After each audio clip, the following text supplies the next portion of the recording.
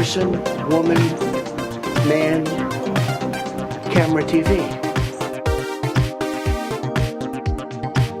What do you say we cut the chit-chat? A-hole! They're not allowed to be offensive, unfortunately. Butthole! Michigan gave us Motown, gave us Motown, gave us the Mustang.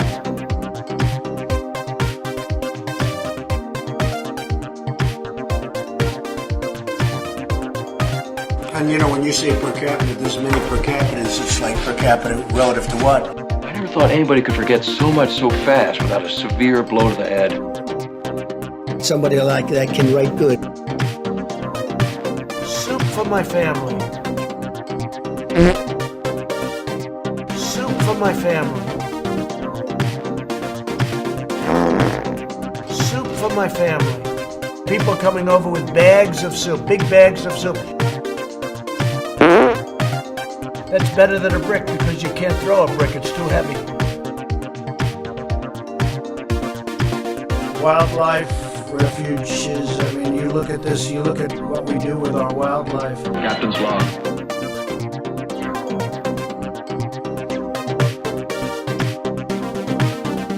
I do it because I have like a good memory, because I'm cognitively there. I got news for you, pal. You ain't leading but two things right now. Jack and shit. Jack left town.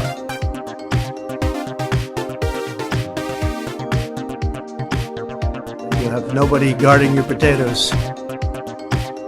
He thinks I made it up. Unbelievable.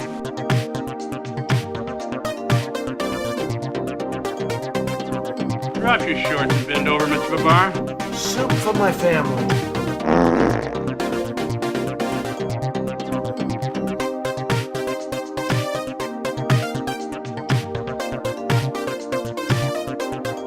Captain's log.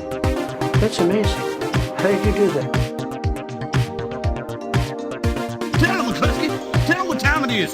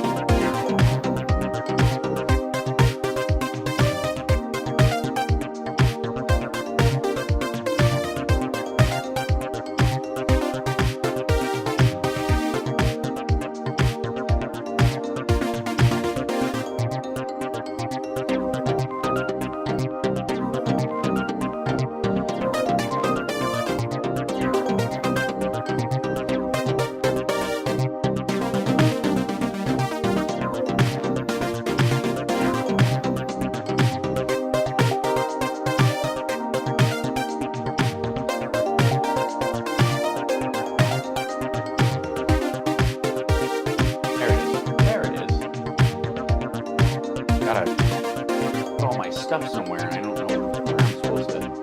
I found this in the garbage.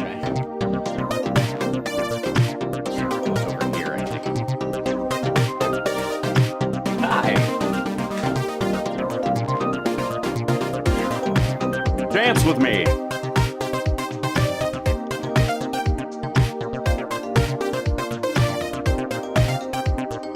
The one he grew back apparently doesn't smell this bad.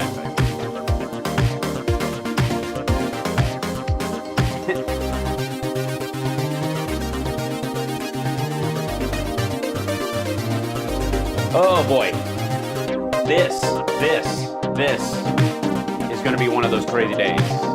Now, can I just say welcome? Hi, but may I at least welcome you to the show. Thank you for joining me on this lovely Thursday afternoon where we start a little later because of family FaceTime. Nothing is more important. Therefore, anybody who has a problem with me FaceTiming with my kid at a regularly scheduled time that happens to be on this particular day, go watch another show.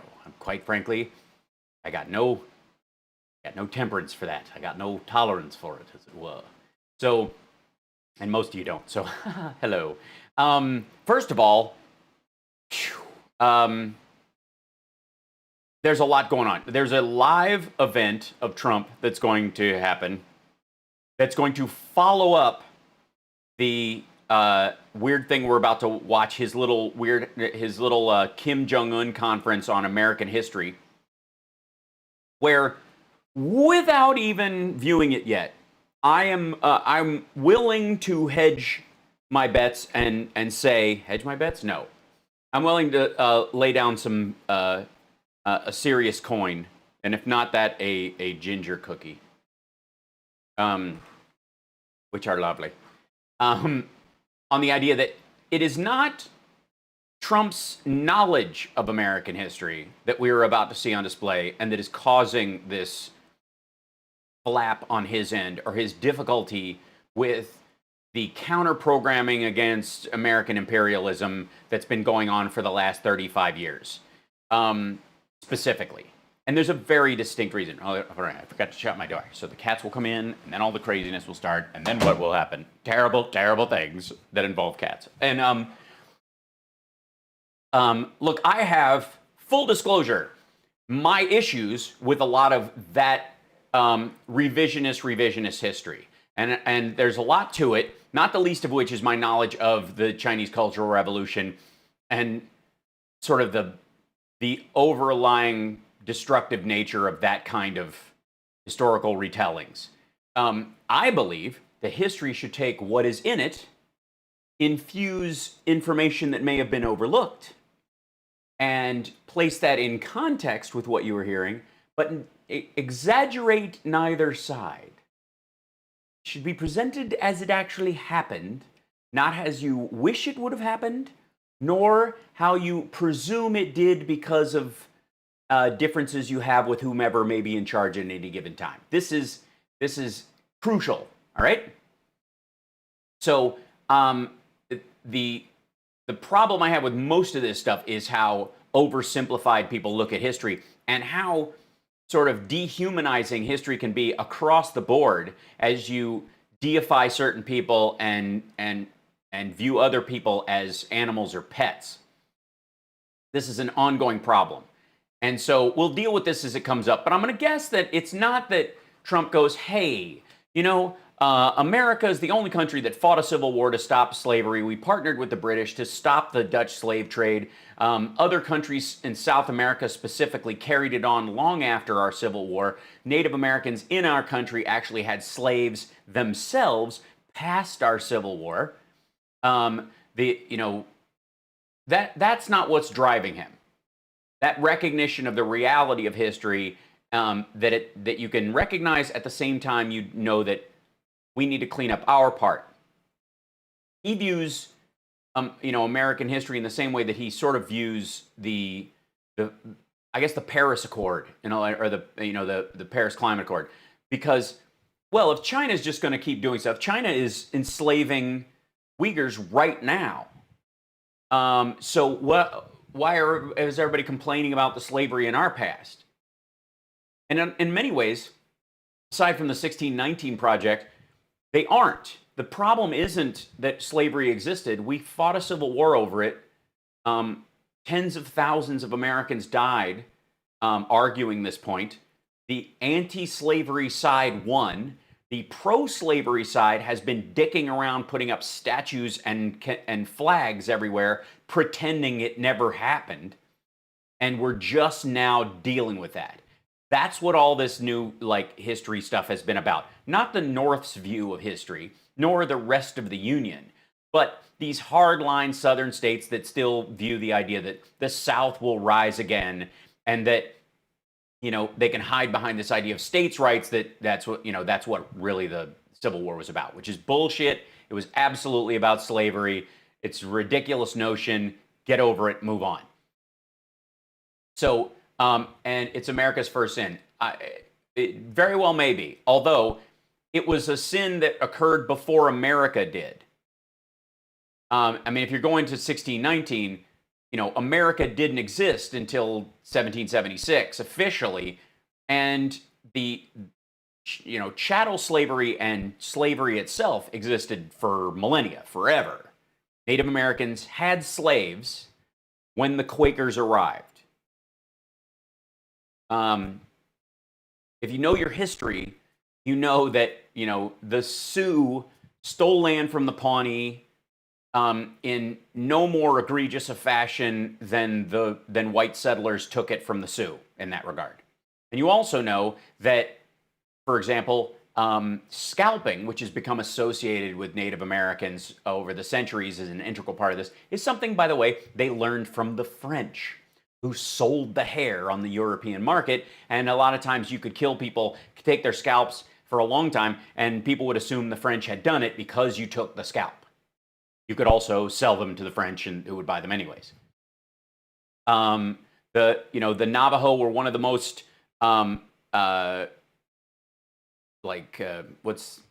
they were the least nomadic of the native tribes, and their group, it wasn't just the Navajo, but that particular group of Indians, they weren't into moving from territory, following the seasons, following the buffalo, that kind of stuff. They found a piece of earth and decided to stay there, which was very different from the other tribes. And as they came through following that initial tide they decided to put a stop to it. So there was warring going on in the tribes for a very long time. And so we have a tendency in history, because we are now familiar with the kind of staid, steady idea of the Iroquois Confederacy and the dominant tribes that we've come to know, only after they obliterated other tribes, the way the Aztecs and the Mayans murdered people and ate their hearts, for strength. Native people aren't animals.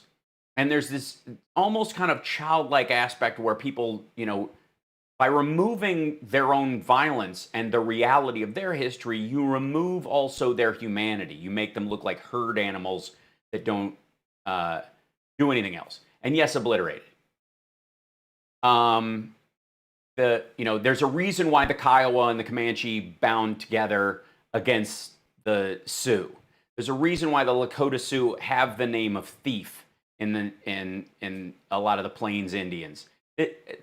These are full human beings, and they share more in their territorial disputes of North America with the Europeans than they don't. And as a matter of fact, and this is my own personal belief, and it is simply based on my own philosophical ideas of what these tribes are like, that if the pagan tribes of Europe, pre-Christian, had come to the United States like the Vikings did, they would have traded more comfortably with them in their polytheistic beliefs than the monotheistic religions of Columbus and Cortez.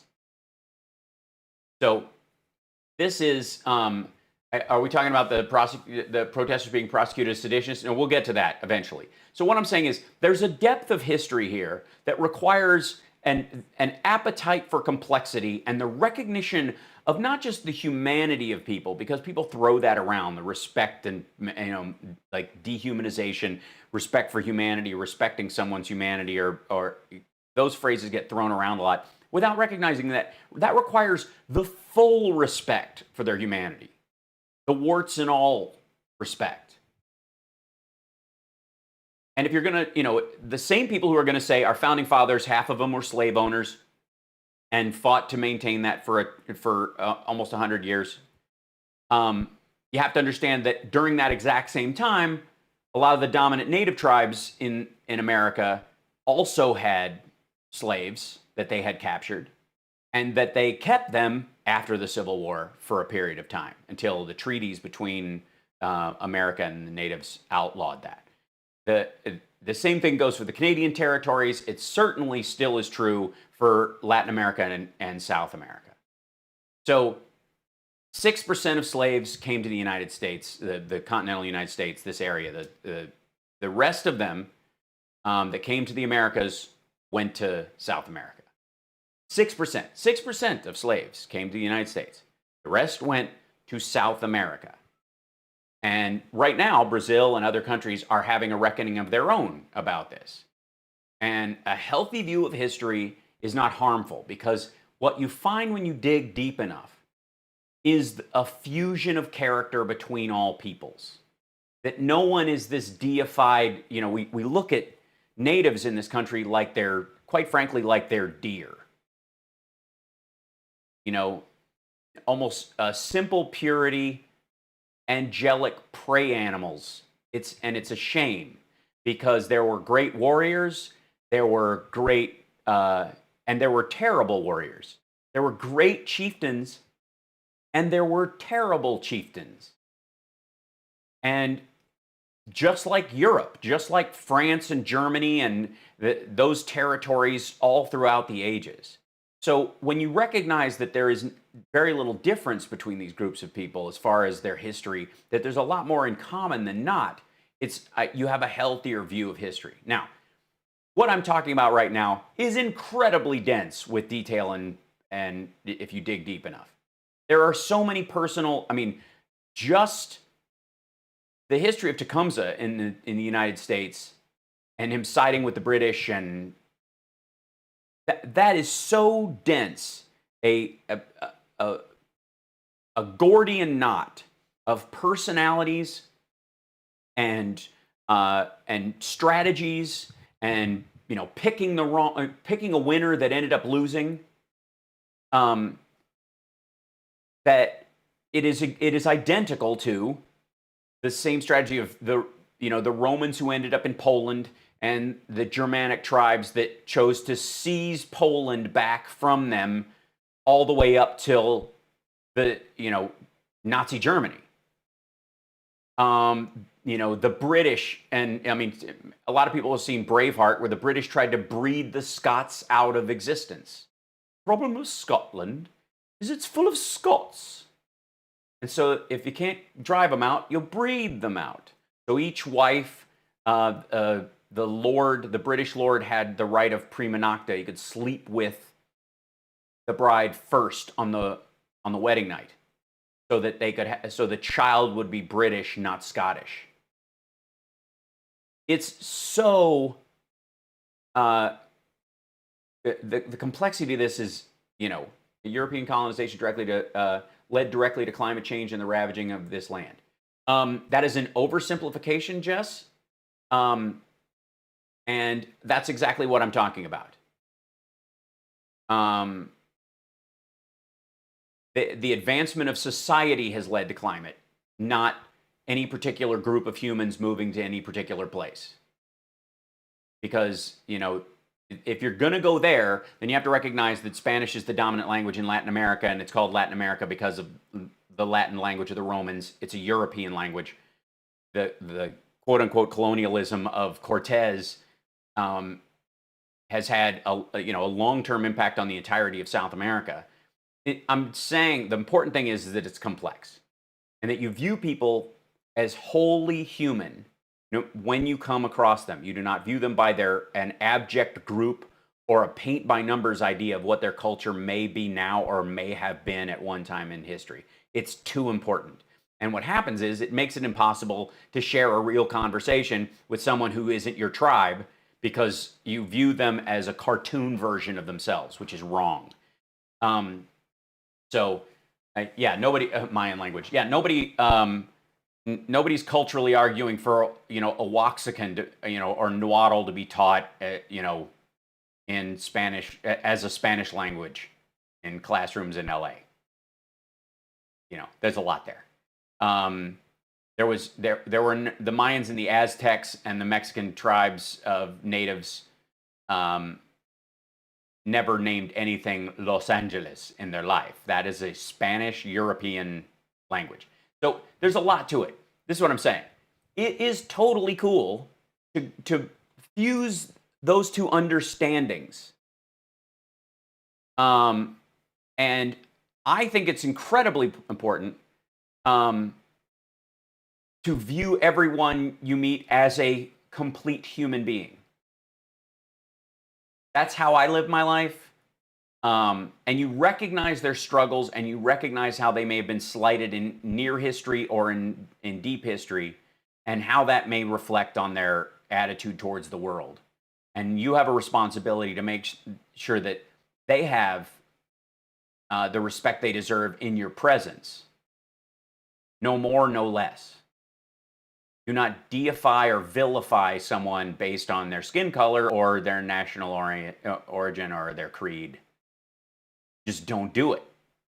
So, what What you're about to see, I'm sure, and this is just my prognosticating about this history, tending to repeat itself, is that yes, the Semites are a completely different conversation. I don't even know that anyone knows the full history. Yosemite. Yeah, the Yosemanites were an Indian tribe that I think were in basically like New York around 54th and 3rd. But don't quote me on that. I know a lot about history, but not everything. So try to convince the maggots that Mexicans are of European ancestry and watch their heads explode. Well, yeah. Well, that's where the non-white Hispanic versus white mix. Well, that's why that shows up in the census. There's all kinds of stuff. Anyways, so this could be a whole show in and of itself, and that's the good thing about it. Again, we do not run from complexity here. Right? We don't shy away from stuff being complex. I would like to show you something, though, before we start. This is going to be good. They did a White House conference on American history, right? And it's not in the White House, but okay. And in this were, let's see, Ben Carson headed up the thing.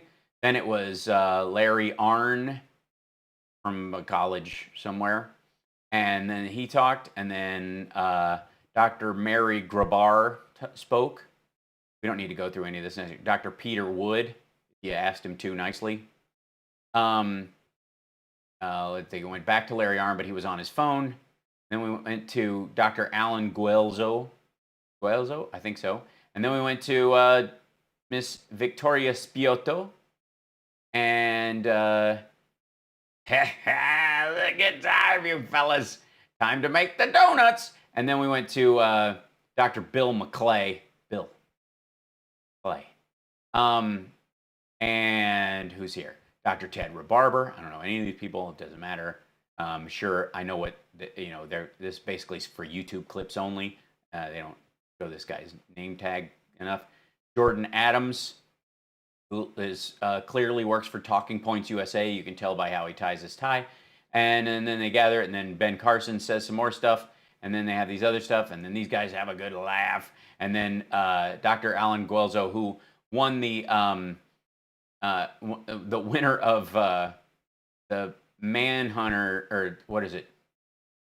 Yeah, Manhunter, the movie that was based on Hannibal. The Lurch Award, okay, and so Robert Jackson and these guys, and then that's it. Trump is not at the White House Conference on American History, is my point. Do you see? Do you see? So what makes this, first of all, they're not at the White House, and secondly, Trump's not there. So what the hell does this have to do with a White House Conference on American History? And honestly, they did this without him because he would doze off. He would fall over. And he may very well be in here. Now, my question is, I emptied the jar and it just won't do it. I don't understand why it takes so long. I beg your pardon. Sometimes it will, oh, you rat. So we're going to jump in. He does look like Foster Brooks. That was a good call. We're going to jump into this, and then Trump's going to deliver he's got a rally tonight, and it's going to start in about an hour, maybe a little less. And depending. And I would like to say that, for the record, I'm thinking he's saving up his speed dose for that. So what do you guys think the chances are that he's dragging ass during this thing because he's saving his dose for the day till after, until he goes to his rally? Because you can't go to that well too many times. It's like on a long car drive when you drink too much coffee and you're like, this is not helping. All it's doing is making me jittery and my vision blur. It's not keeping me awake. Right? So, yeah. By the way, I don't know why they're not playing Lee Greenwood. I think it's a shame. By the way, has everybody noticed that they are way more excited to see him than he is to see them? This dude is over it. Thank you very much. Thank you, Mike. Great Vice President. I'm truly Hard sell. honored to be Great Vice President. Anyway. here at the very first White House Conference on American History.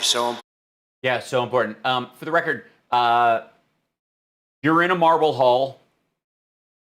Bring the mic down a little bit and watch where you aim the speakers. Important. Our mission is to defend the legacy of America's founding. Can you imagine being president and you have to, during your presidency, defend the legacy of the United States? Not because it needs defending, quite frankly. And there are a lot of reasons to defend the legacy of the United States. Period. Full stop.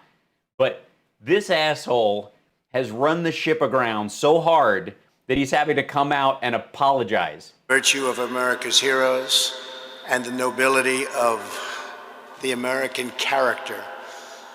We must Yeah. I'm going to go out on a limb and say, you're not the best person to exemplify that.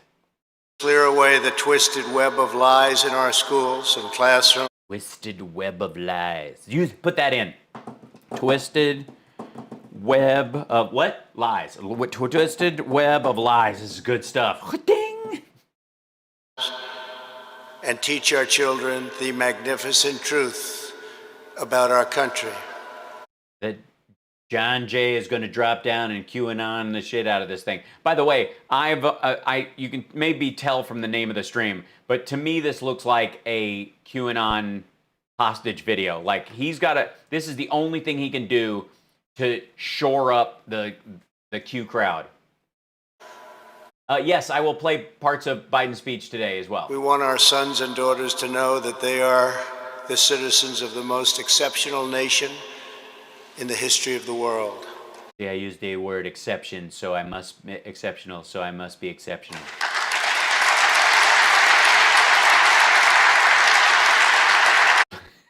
He's so sold.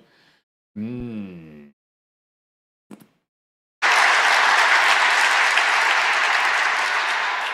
grow up in America. Yeah, he does say our country, not the United States of America. And no, and he means the South. This is a Confederacy statement. Is to live in a land where anything is possible, where anyone can rise, and where any dream can come true, all because of the immortal principles of... The immortal principles. I think of, an immortal principle. What's one of the our biggest nation's found immortal principles of all of them? No matter what you do, unless you're a sculptor, clay always looks like you were playing with poop. rise, It's immortal. and where any dream can come true, all because of the immortal principles of... Yeah, I love how he tries to squeeze the word out. I swear to God, that might have been why he farts. Immortal.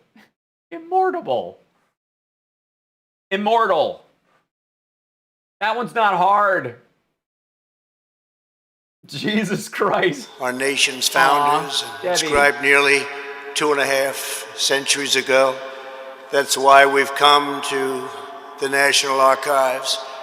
So that we could be as echoey as possible. The sacred home of our national memory. Yes, he is reading from a teleprompter.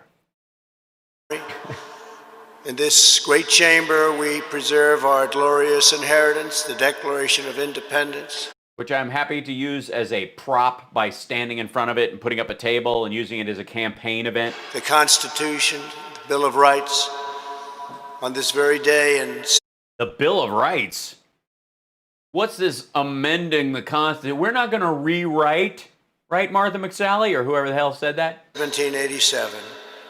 Our founding fathers signed the Constitution at Independence Hall in Philadelphia.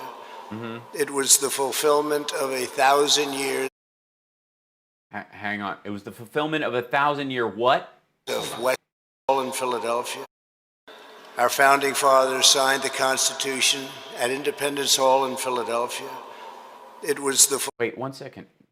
Declaration of Independence, Right. the Constitution, the Bill of Rights. On this very day in 1787, our founding fathers signed the Constitution at Independence Hall in Philadelphia. It was the fulfillment of 1,000 years of Western civilization. No, it wasn't. It was a fulfillment of a very specific, unique dream. The Western civilization was monarchical and theocratic. That's why it's a quote-unquote new world order. That thing your followers friggin' hate. The old world order? Theocracy and monarchy. The new world order? Democracy. You see why they hate it? You see why YouTube is full of anti-quote new world order stuff? Our Constitution was the product of centuries of tradition, wisdom, and experience. No, it wasn't. It was in direct conflict with those things. That's why we had to have a war, dickhead.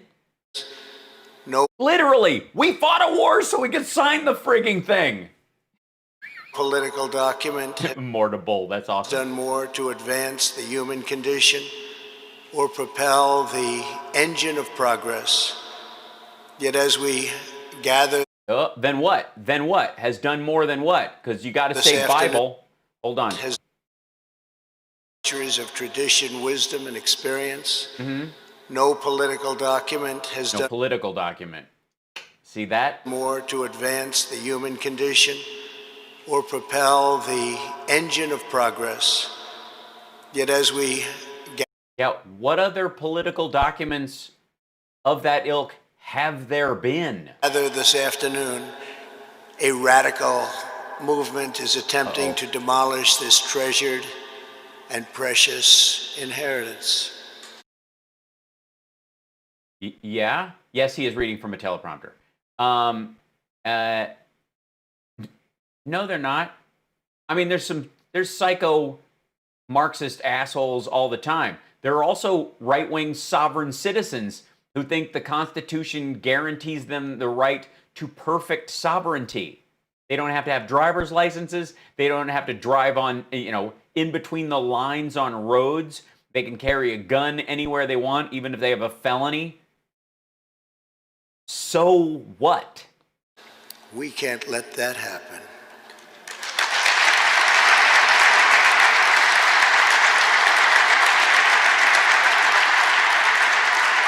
Again, this is another situation where you make up a threat and then when nothing comes from it, you act like you solved it. Left-wing mobs have torn down statues of our founders.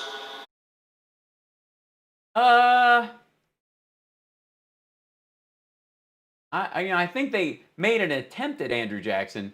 I think most of the ones that have been torn down specifically were, yes, they were Confederates. Desecrated our memorials and carried out a campaign of violence. Wait a minute. So left-wingers are the ones who sprayed swastikas on Jewish tombstones? Anarchy. Anarchy. Oh, God, I hate anarchy because they're always late unless they're too early. Left demonstrators. By the way, this is horrifying and clearly fascist and nuts or whatever, but I'm not going to take this seriously. This is just another, he's putting a stake in a turd just so that he can claim something is his. Honest to God, I am not going to get riled up about the reality of this nonsense. This is all fart air. Have chanted the words, America was never great. The left has launched a vicious and Yeah, have you heard anybody, was that at the DNC? I forget what night was the America was never great. What night was that? violent assault on law enforcement. Well, if he farts in there, it's going to reverberate. The universal symbol of the rule of law in America.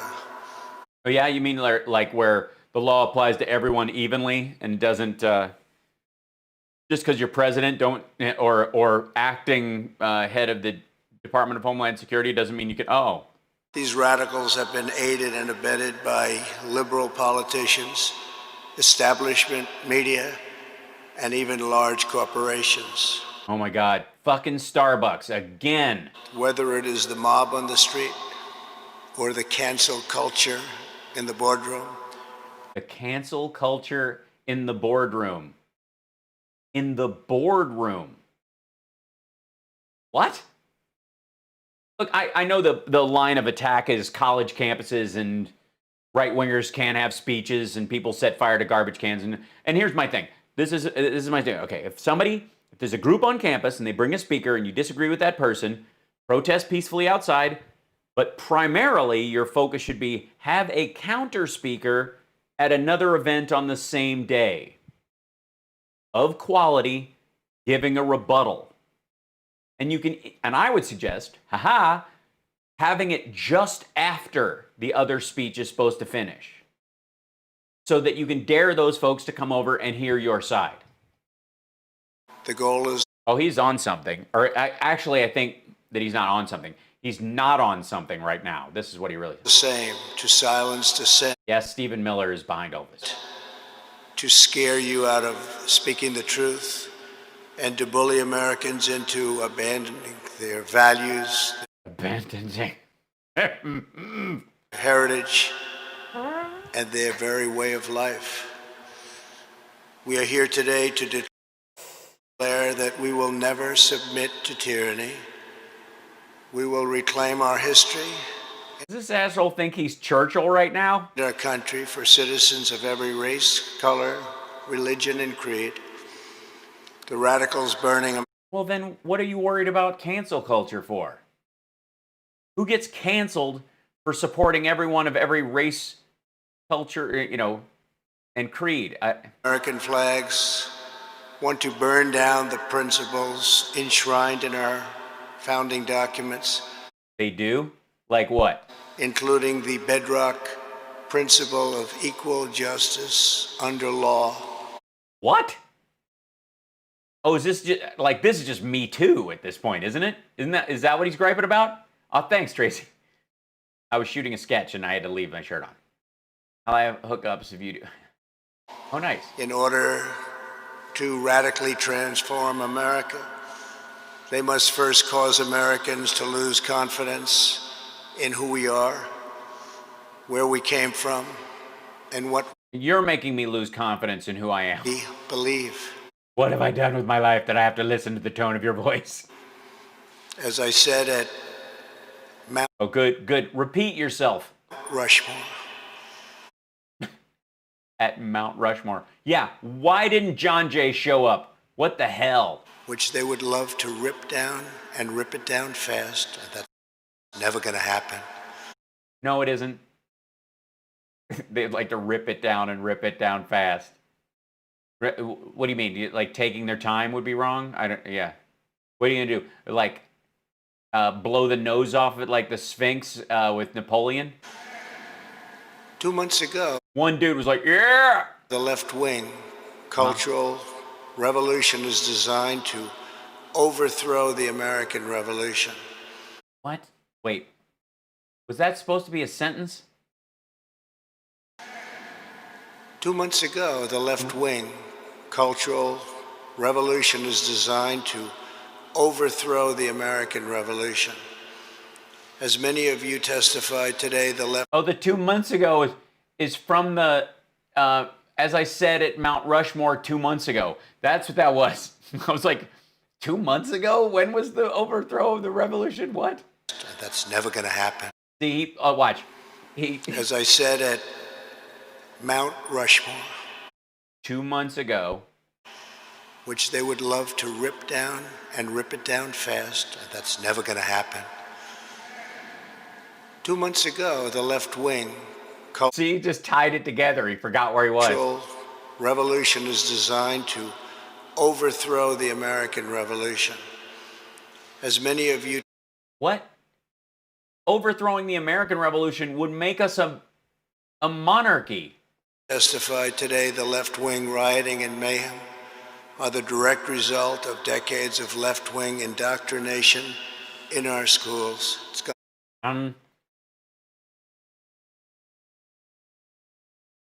have you guys been indoctrinated? Did I miss indoctrination? on far too long. Our children are instructed from propaganda tracks like those of Howard Zinn, that try to make students ashamed of their own history. They don't teach Howard Zinn in high school or middle school. What is he talking about? The left has warped, distorted, and defiled the American story. Oh, yeah? How much more so than putting up Confederate statues as if they won? With deceptions, falsehoods, and lies. There is no better example And that's our job. I'm drinking mate today.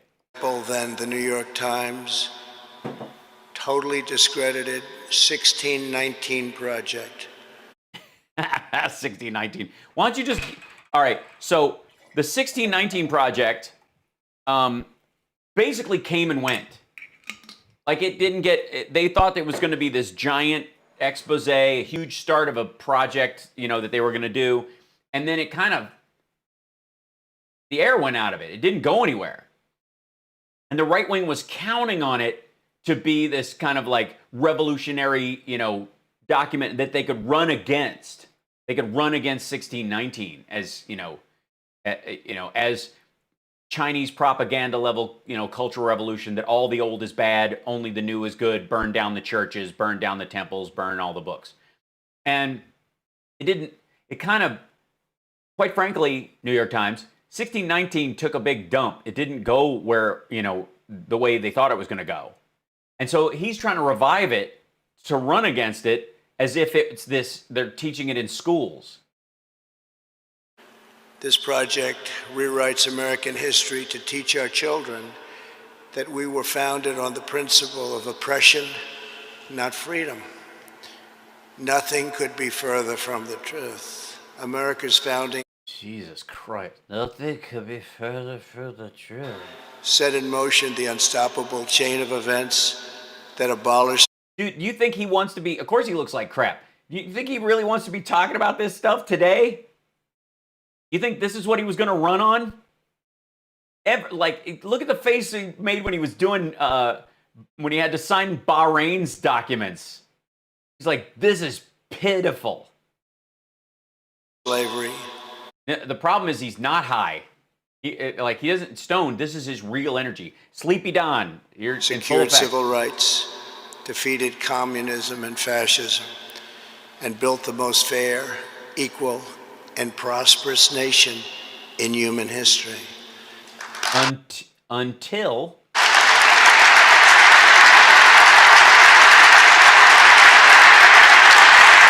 Jesus Christ, the clapping inside that marble hall sounds like rain on a tin roof. The narratives about You didn't give a shit. The narrative. America being pushed by the far left and being chanted in the streets bear a striking resemblance to the anti-American propaganda of our adversaries, because both groups want to see America weakened, derided, and totally diminished. Students in our Put in totally. Okay, boss. Totally. Because I don't know what diminished means. So diminished just sounds. So put in totally. universities are inundated with critical race theory. Critical race theories that they teach in universities. It's ridiculous. But he thinks this is going to be this Stephen Miller and all these dudes watch nothing but like Ben Shapiro videos on YouTube. So this is like a tuning fork, you know, for their id. He has no idea what they're talking about. This is a Marxist doctrine, holding that America is a wicked and racist nation, that even young children are complicit in oppression, and that our entire society must be radically transformed. Critical race theory is being forced Jesus Christ, this is into dull. our This is totally a Q message. They're just sucking up to Q. This is, honest to God, the only purpose for this is to like lock down his base. There are no independents he's reaching with this nonsense, and he knows it. So he doesn't even want to have to be doing this in the first place. children's schools. Marxism is economic, agreed. Although there is what's called cultural Marxism, which is they believe, which is the equality of everybody as opposed to the equity. It's a stupid argument. It's ridiculous. They talk about it. It's being imposed into workplace trainings, and it's being deployed to rip apart friends, neighbors, and families. Jesus Christ, do they use a wood chipper or one of those big like lumberjack chainsaws that you get, that's like redwood length? It sounds frightening. Ben Shapiro has the most nasal, immature voice I've ever heard. Yeah, I don't understand what it is with like right-wing spokespeople and the inability for their testicles to drop. It's very odd. They're all like that. A perfect example of critical race theory was recently published by the Smithsonian Institution. This Institute document alleged that concepts such as hard work, rational thinking, and the nuclear family and belief in God were not values that unite all Americans, but were instead aspects of whiteness. The Smithsonian has a copy of like everything. This is offensive and outrageous to Americans of every ethnicity. Oh, he was having a hard time with ethnicity. Either that or he just farted again. And it's especially harmful to children of minority backgrounds who should be uplifted, not disparaged. Teaching this horrible doctrine to our children is a form of child abuse in the truest sense. Jesus, the sibilance in there. Of those words. In the truest sense of those words. No, I'm gonna go with like beating or putting out cigarettes on a kid is child abuse in the truest sense of those words. Because just because your parents teach you something or your teachers do doesn't mean you're gonna listen. As a matter of fact, quite the opposite is true. For many years now, the radicals have mistaken Americans' silence for weakness, but they're wrong. There is no more powerful they've been silent, have they? Force than a parent's love for their children. Turn him down? Oh yeah, I will turn him down just a touch if I'm not too loud myself. And patriotic moms and dads are going to demand that their children are no longer fed hateful lies about this country. American parents are not going to accept indoctrination in our schools, cancel culture in our work, or the repression of traditional faith. Yeah, my 9-year-old he was in the boardroom, as they are, and it was a standard, quarterly reports, kind of productivity and a little bit of like, stock taking and whether or not they were going to do buybacks in the next fiscal session, and he did like this under his arm, and somebody said that was cultural appropriation from Harpo Marx, and it was just a big deal. And so my 9-year-old got canceled from the boardroom. I have no idea what he's talking about. Culture and values in the public square, not anymore. This is nothing but unbridled nationalism. This isn't nationalism. It's certainly not in the United States. In the U.S., you can think however you want. You're allowed. You could get all the information available to you and believe that there is more information out there, or you can get all the information available to you and believe there is no more out there because of how you're raised.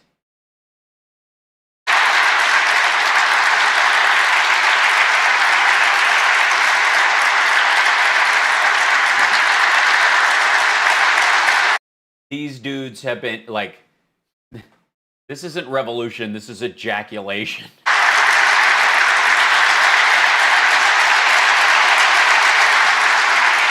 He seems super happy.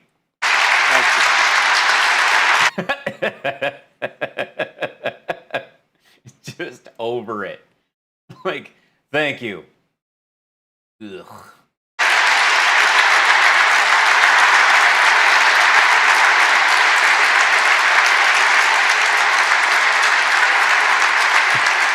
Churchill in prime time, Robert. Thank you. Thank you very much. Thank you. Thank you very much. We embrace the vision of... It's, you know what, the thing about the applause is it gives him that extra oomph so that it brings him to a level, I don't know. Martin Luther King, where children are not judged by the color of their skin, but by the content of their character. I love when he looks at stuff like, and you're like, oh, it's the first time you've ever read that. The left is attempting to destroy that beautiful vision and divide Americans by race in the service of political power. Yeah, that's who's doing it. By viewing every issue through the lens of race, they want to impose a new segregation, and we must not allow that to happen. Critical... Okay. Can we just revel in the second that when he said a new segregation and we must not allow that to happen, and these folks all listen, when he says we must not be allowed, yeah, forget about the left doing it part. Just pay attention to that part. I mean, honestly, listen to this. And we must not allow Hold on, wait. Political power. By viewing every issue through the lens of race, they want to impose a new segregation, and we must not allow that to happen. Critical race theory. Nothing. Huge rounds of applause about how teachers are not going to shove this shit down our kids' mouths or throats anymore, and damn it, but we're going to fight back or whatever. But we cannot allow a new level of segregation to happen. And crickets. I mean, am I wrong? Seriously. They're like, oh, I don't know. Wait, I don't know. A new segregation might be exactly what we want. My name isn't Beauregard. The 1619 Project and the crusade against American history is toxic propaganda, ideological poison. Which I wish you would read so that you would think more people subscribe to it, because it didn't work. So we'd like to draw attention to it and make people fight about it for the next week, so that people will ignore the fact that I've shit the bed every single day. That if not removed will dissolve the civic bonds that tie us together, will destroy our country. That is why I recently banned trainings in this prejudiced ideology from the federal government and banned it in the strongest manner possible. Something's either banned or it isn't. I don't understand that part. He always does that. Like, today I'm signing a ban, all right? There, now. Oh no, they're clapping hard. Watch. Yeah, we're talking hurricane, tin roof. Night, Beverly.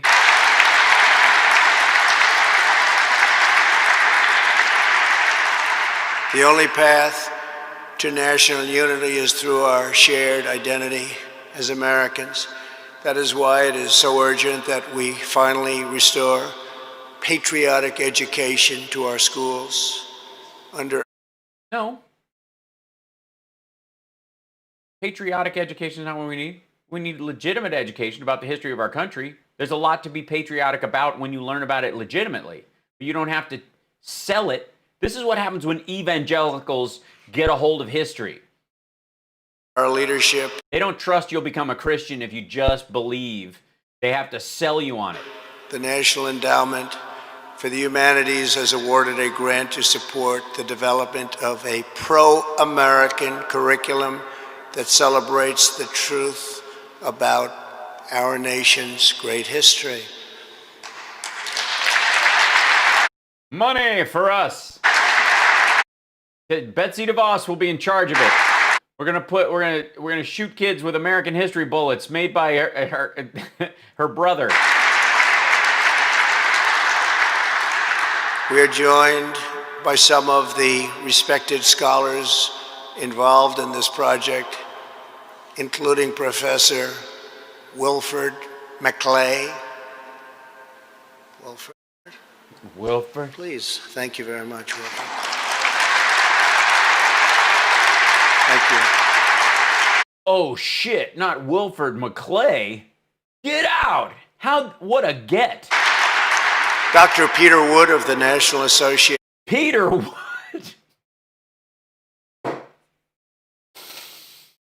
of Scholars.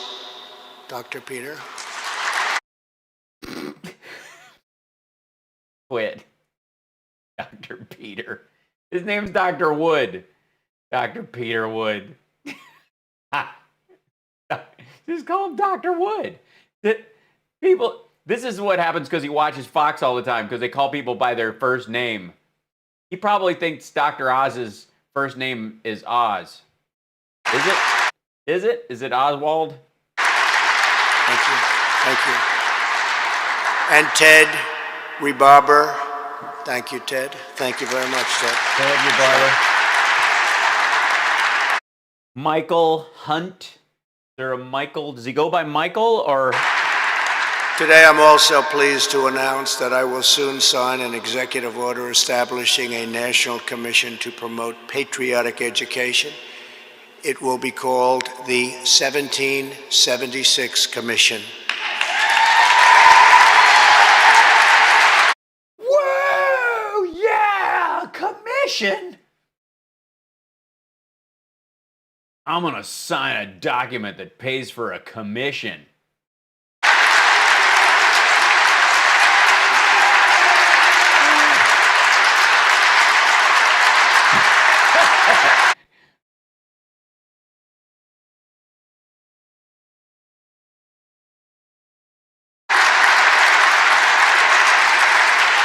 Yeesh. Shut up. Thank you. Yeah. I'd like to thank Anita Koch and It will encourage our educators to teach our children about the miracle of American history. not a miracle, it's just history. Extraordinary, but it's not a miracle. And make plans to honor the 250th anniversary of our founding. Think of that, 250 years. Years. I didn't even know there were that many years in ever. Why, it seems like only 50 years ago. We were 10 years away from the 200th. Recently, I also signed an executive order to establish the National Garden of American Heroes, A statuary. vast outdoor Where? park that will feature the statues of the greatest Americans who have ever lived.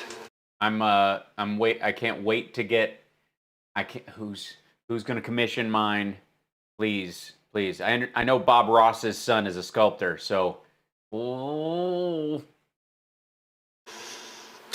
All of these are commissioned by Claude Balls I'm announcing a new name and Dick Hertz and for inclusion. One of the 56 signers of the Declaration of Independence was a patriot from Delaware. Delaware. In July of 1776, the Continental Congress was deadlocked during the debate over independence. The delegation from Delaware was divided. Caesar Rodney was called upon to break the tie. Even I don't know any of this shit. though he was suffering from very advanced cancer, he was Very advanced cancer? deathly ill. Yeah, they called it like consumption back then. Rodney rode 80 miles through the night, through a severe thunderstorm, from Oh, those are worse. The severe thunderstorms. It's like Dover it's like there's a giant guitar in the sky. He was deathly ill. Rodney rode 80 miles through the night, through a severe thunderstorm, from You've been thunderstruck. Thunderstruck. Dover to Philadelphia to cast his vote for independence. For nearly a century, a statue of one of Delaware's most beloved citizens stood in Rodney Square, right in the heart of Wilmington. And then This past June, Caesar Rodney's statue was ordered removed by the mayor and local politicians as part of a radical purge of America's founding generation. Today, because of an order I signed, if you demolish a statue without permission, you immediately get 10 years in prison. immediately, no trial, no nothing, immediately. First of all, just signed?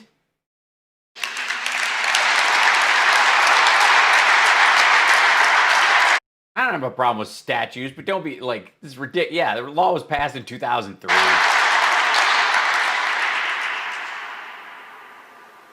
I dozed off. Did I miss anything? No.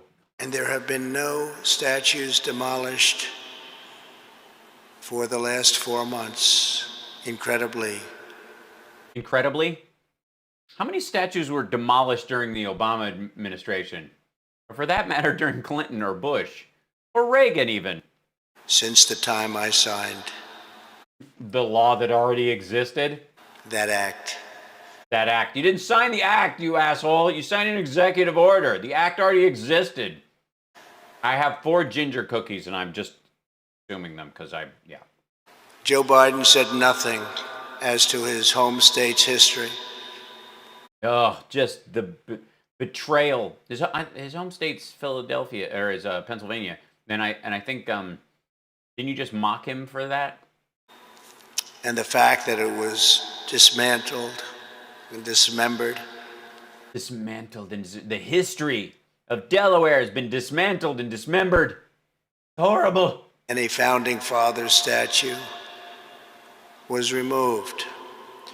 Today, America Really? will give this founding father, this very brave man who was so horribly treated, He wasn't so horribly treated. He's been dead for 200 years. the place of honor he deserves. I'm announcing that the statue of Caesar Rodney will be added to the National Garden. Okay. American heroes.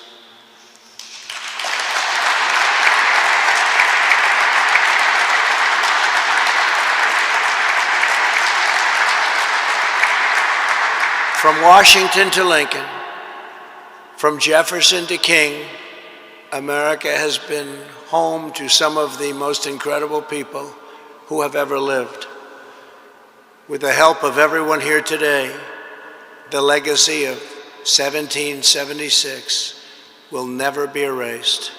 It won't, yeah, it's not going to be. Again, start a fight that doesn't exist and pretend you solved a problem that no one actually has. Our heroes will never be forgotten. Our youth will be taught to love America with all of their heart and all of their soul. We will save this cherished inheritance for our children, for their children, and for every generation to come. This is a very important day. Yeah, you sound super excited, bruh. Thank you all once again for being here. Now I will sign the Constitution Day proclamation. God bless you and God bless America. Thank you very much. Look how happy. I have to mute it because the clapping. By is gonna be- European Oh, hold on. Yeah, this is too much. Look, and there goes theologists for the the teleprompters are going.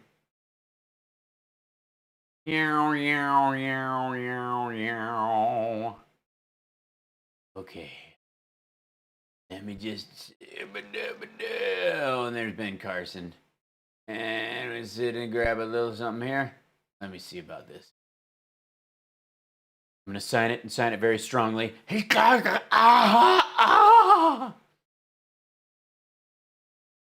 Sometimes the pen bursts into flame. Move your hand. We're doing video comedy here. All right, man. Let me just one last time. Oh, that signature's getting weirder. Is it just me? It used to be 7 decades. Wait. We started this? No, he's got the rally. Oh, this is it. Okay, so he did this thing to bring back the Native American artifacts. It's just like he doesn't know what he's talking about, so it's boring. I'm gonna see if I can find the rally and see if it started. Trump. Let's see. There'll be some sort of so go to the main page. You guys doing good? Thanks for joining me, by the way. Oh God. Yeah, they're all gathered around in there. No.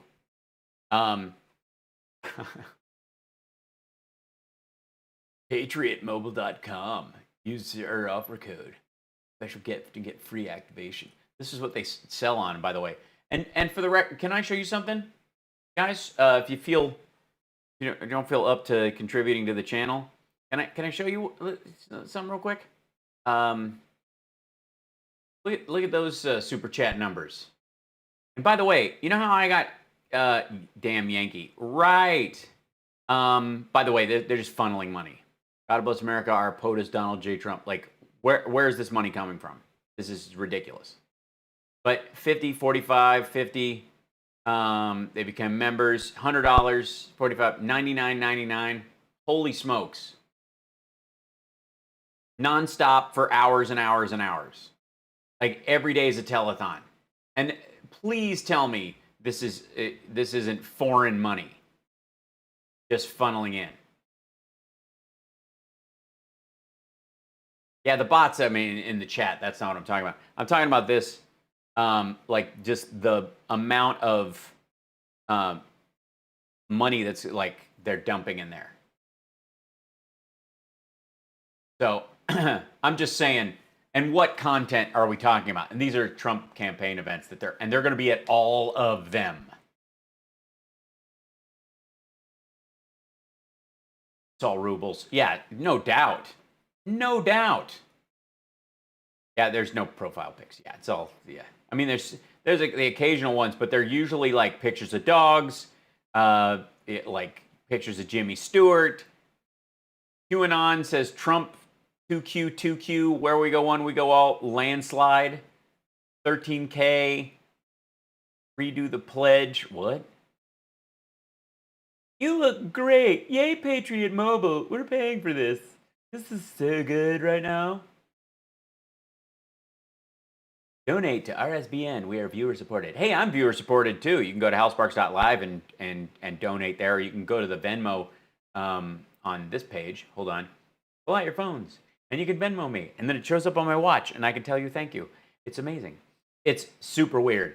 Oh, are they starting? Or are they playing? No, they're not going to him. I was like, I thought they were.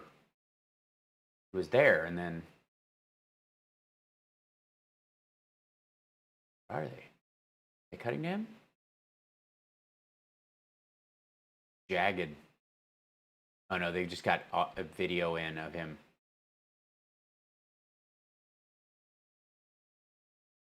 In Mossonee, Wisconsin. Bet this dude never thought he'd have to run through Wisconsin. It's true, I am a real person, John. That is my fatal flaw as a human being. By the way, check out all these people at this thing. See any social distancing? See any masks? Nope. Nope, just super spreader event. Yet again. Just another one. So all these people, and then they've got their little gatherings, so some people get chosen to stand behind them. Fabulous top.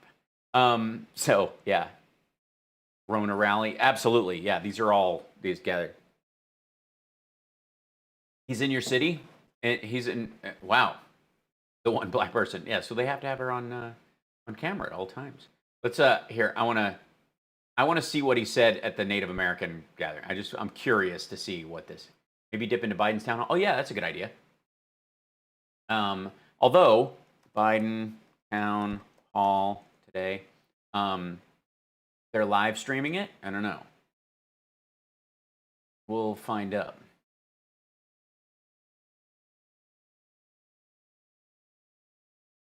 Live updates. Joe Biden's CNN town hall. Do this. Drive-in town hall. That's sweet. Yes, Biden last week and sleep at night. Yeah, we can go. Oh, it's maybe this issue. And Biden's town hall has started. The drive. I love that people are parked in this thing.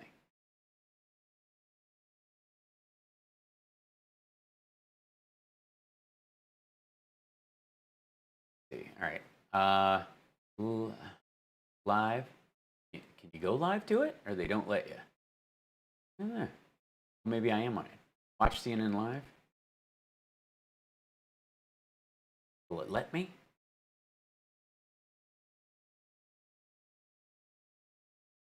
Yeah, I don't know if CNN will allow me to watch it live on there or not. Trying. Bringing it up. I have, got cable and all that. Yeah? Yeah, let's find it. Authorize. What happened there? Oh, there you go. I'm bringing something up. I'll find it. Don't worry. I can just hang out with you guys until then.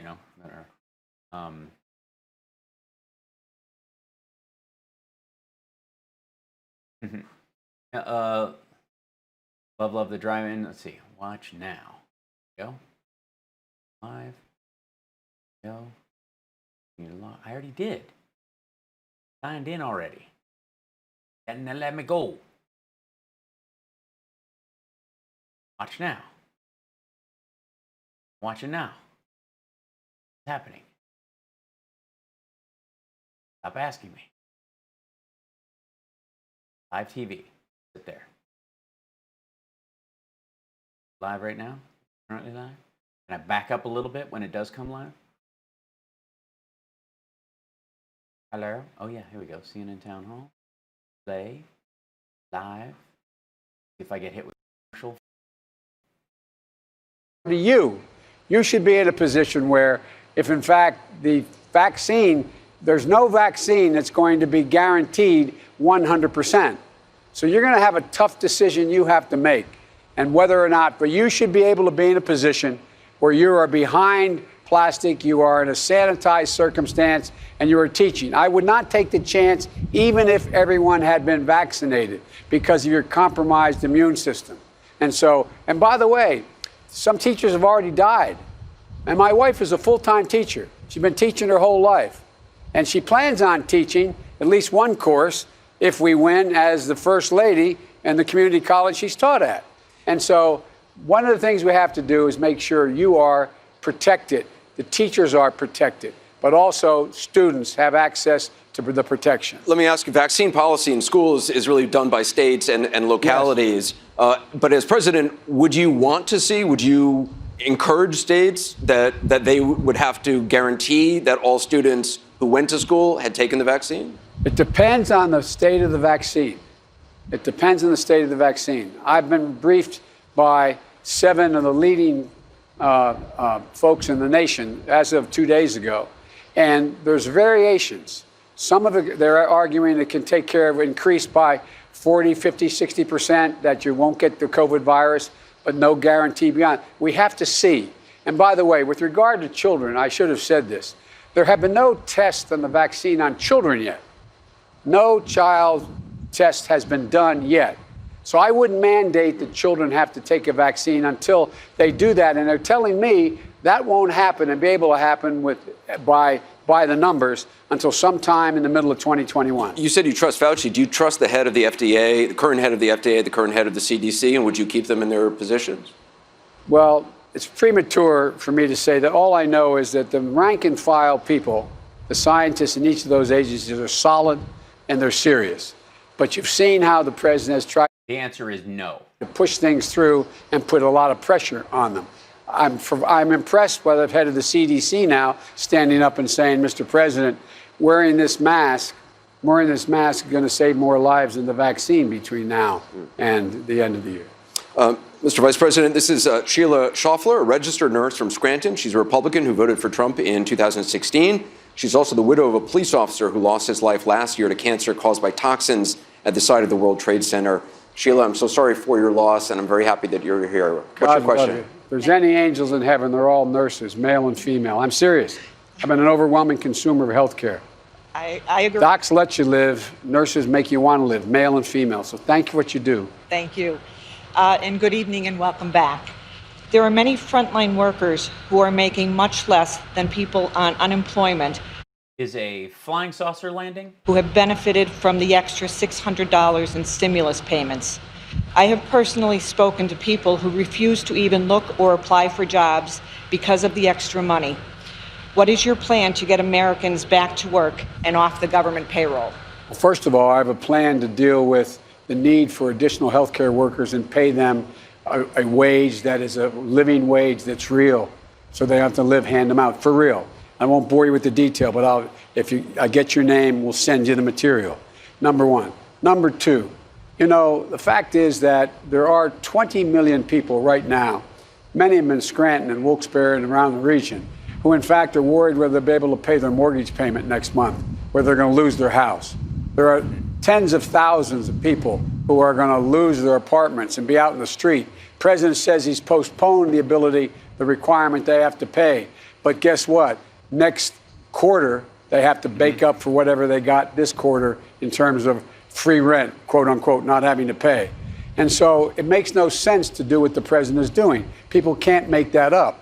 We should, as long as the COVID is going on at the rampant rate it is, and by the way, you know better than I do, we're talking about roughly 36,000 new cases a day and close to 1,000 cases a day average. And here we are. On yesterday, 1,200 deaths in the United States. All of Canada had 9. Last Friday, we had 1,000 deaths. All of Canada had 0 deaths. This president is doing it all wrong. We need to make a fundamental change in the way we're moving.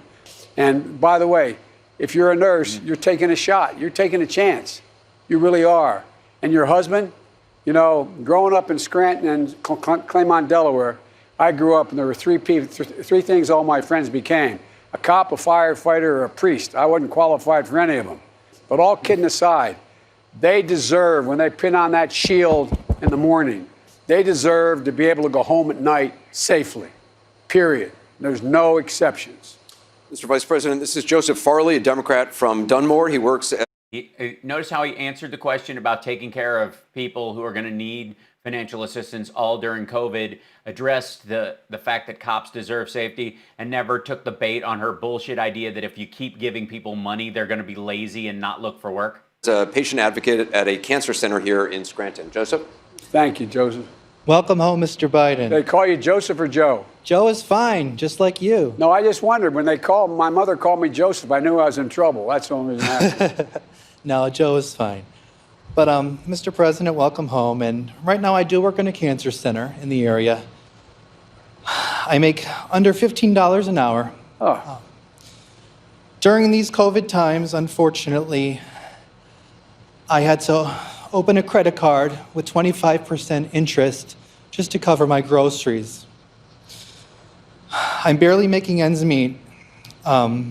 Receive no hazard pay, no raise. I'm struggling not only mentally, but financially. I look up to you, and as a middle-class healthcare worker, do you have any plans to stand up for us healthcare workers? Absolutely. Yeah, he just mentioned it, by the way. Absolutely. And the idea you're not making a minimum of $15 an hour is just wrong. Wrong. No one should have to work 2 jobs to be able to get out of poverty.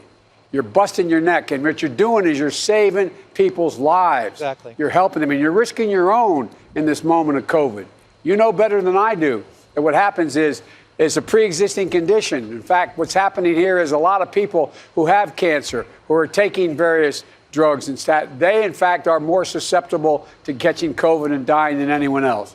So first of all, thank you. Number 2, the reason I'm running is because, look, the interesting thing for me is I view I really do view this campaign as a campaign between Scranton and Park Avenue. And I really mean it because, you know, the way we were raised up here in this area, an awful lot of hard-working people busted their neck. All they asked for is a shot, just a shot. All that Trump could see from Park Avenue is Wall Street. All he thinks about is the stock market and telling them, we're going to do all right. Everybody owns stock. How many of you all own stock in Scranton? In my neighborhood in Scranton, not a whole lot of people own stock. No. And so we have to make sure trying to keep himself from swearing. Healthcare workers are paid and paid a decent wage. And $15 an hour isn't enough for a healthcare worker.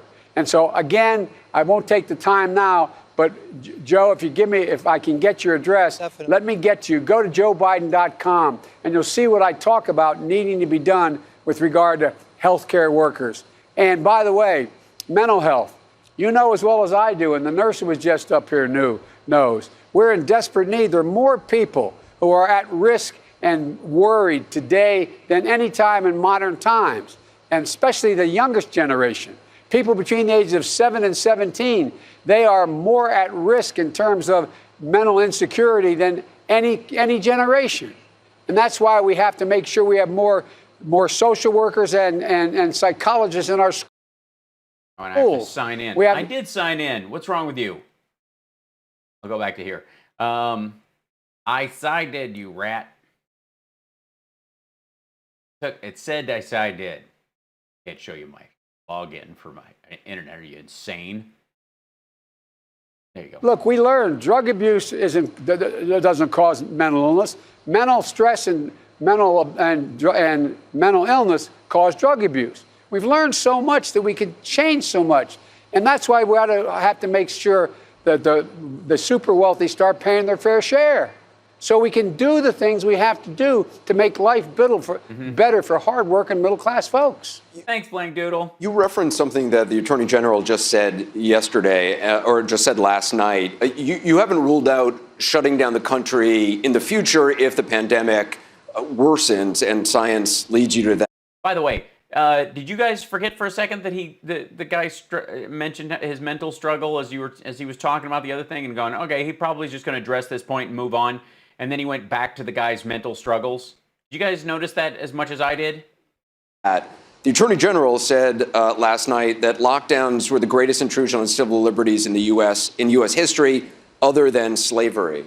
Well, look, 2 things. One, they've taken out of context, as the press has acknowledged, about the lockdown. I was asked if, in fact, there was a national emergency and everyone, all the experts said, lock it down.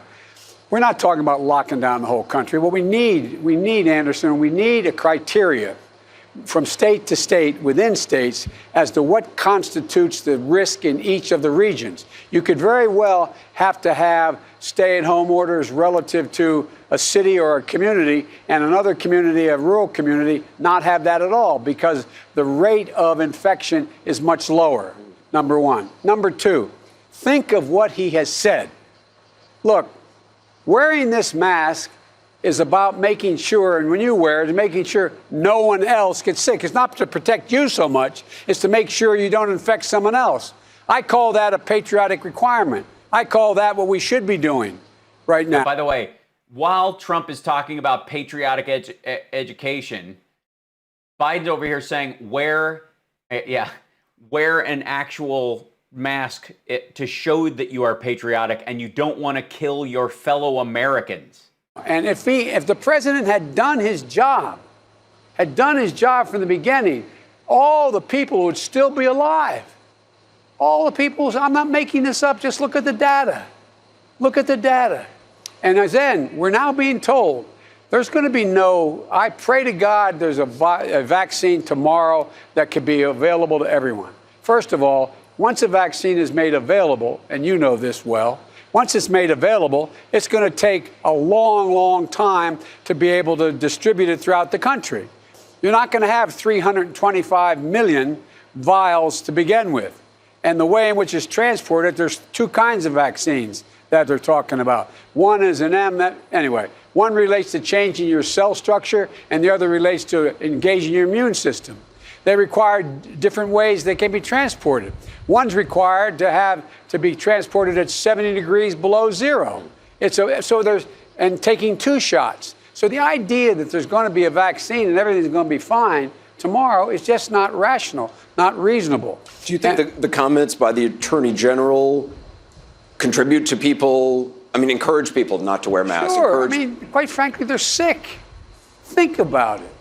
Did you ever think, any of you, you'd hear Attorney General say that following the recommendations of the scientific community to save your and other people's lives is equivalent to slavery? People being put in chains. You lost your freedom because you didn't act. The freedom to go to that ball game, the freedom of your kid to go to school, the freedom to see your mom or dad in the hospital, the freedom just to walk around your neighborhood because of failure to act responsibly. Anderson, I've been doing this a long time. I never, ever thought I would see such a thoroughly, totally irresponsible administration. It's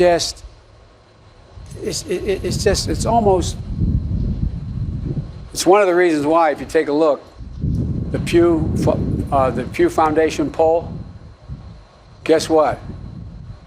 Russia, Putin, China, Xi Jinping are trusted by more of the people in the world than the President of the United States of America. And one of the reasons they cite is COVID, the way he's handled COVID. This is not only causing us lives lost here, it's causing us to lose our influence in ways that are profound. I want you to meet Kristen Szymanski. She works for a family-owned chocolate manufacturing company in Dunmore. She's a Democrat. Kristen, welcome. Good evening. My mother was diagnosed with multiple myeloma 2 years ago at the age of 66. It's like they so blindside you with this kind of stuff. She works for a chocolate factory, and then my mom has cancer. The cost of her care has been astronomical. However, my family has been fortunate that both she and my father had long careers at good companies that afforded them the opportunity to save for retirement, which is helping to pay for her care. Mr. Vice President, what is your plan to make healthcare affordable so Americans don't need to drain their savings when care is necessary? First, the Affordable Care Act, the addition of a public option, and yeah. Well, in the middle of this pandemic, what's the president doing? He's in federal court, trying to do away with the Affordable Care Act. 100 million people with pre-existing conditions like your mom would not have to pay more for their insurance under now. But guess what happens if in fact, he wins? That's number one. Number two, what I would do is make sure that we reinstate the Affordable Care Act, number one, and add a public option to that Affordable Care Act so that nobody in the United States of America would go without being able to be covered for what they need. With regard to COVID, for example, I don't want to get too my son died of cancer. He came home from Iraq, and I have to tell you, it really, really offended me when he volunteered to go there for a year, and he came home because of with stage 4 glioblastoma. And the president referred to guys like my son. He won the Bronze Star, the Conspicuous Service Medal, referred to them as losers. Losers. Talk about losers. My point is this. The idea that health care is debated as whether or not it's a right or a privilege. It's an absolute right. And so we have to make sure, particularly in the moment of COVID, that any costs relating to COVID are in fact free. The federal government guarantees be taken care of. One of the reasons why people aren't going in and getting tested is they're afraid of the bill they're going to receive. They're afraid of what's going to happen. And with your mom, it's a different, multiple myeloma is a difficult disease to care for. And that's why one of the things I've done, well, anyway, I'm going on too much about cancer. I apologize. But one of the things that I strongly believe is we have to be in a position where we provide for all the research and all the effort to deal with cancer. And look, we can beat this disease, but we have to invest significant amounts of money, billions of dollars to do it. And it can be done. It can be done. We're going to take a quick break. Yeah. So my point, by the way, can't stop lying. I thought my belief has been that it was the suckers and losers statement by Trump that basically turned Biden loose. Like he was kind of, playing too much diplomat and being softer because he was also dealing with Democrats and stuff. And there is this definite shift when he moved to, from a primary to a general election. But right now, you can see that one thing is the thing that set Biden off to be able to push back against Trump the way he needs to in this circumstance and take the gloves off. And it has given him permission to speak fully on this. And you can see it. When we come back, we'll have more questions from our audience for former Vice President Joe Biden. Thanks.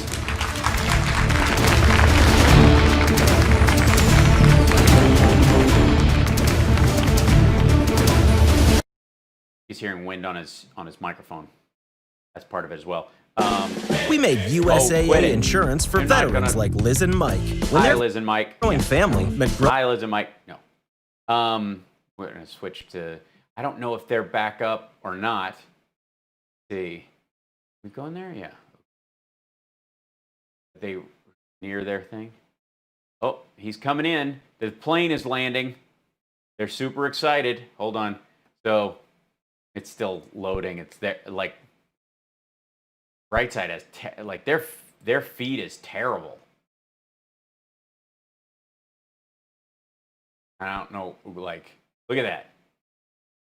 That's not my feed or whatever. That's what their page looks like. Biden's going to destroy Trump in the debates? No question.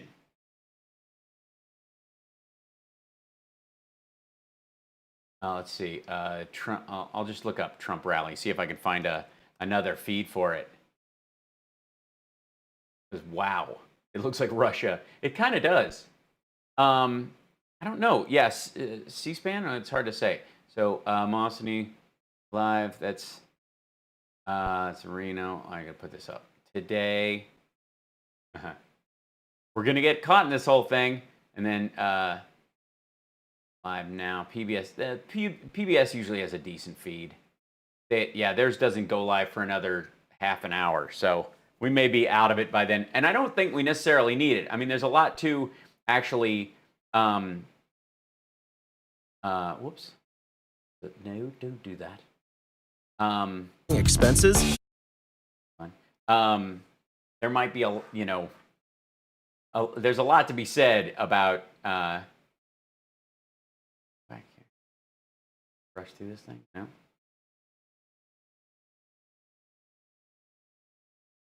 You're like running through the ads that are on there. I don't think teach American history. You're going to see the good and the bad. You're going to be able to make an informed decision. And thanks for the donation, Amy. And thank you, Hosted Radio, for hosting me. And thank you for the follow. And King Soldier for the bits. And Sir Chappie for the follow. First Lady's narrated by Robin Wright. Man, is that... If anybody got screwed in television, it was, hello, what is this nonsense? What do you...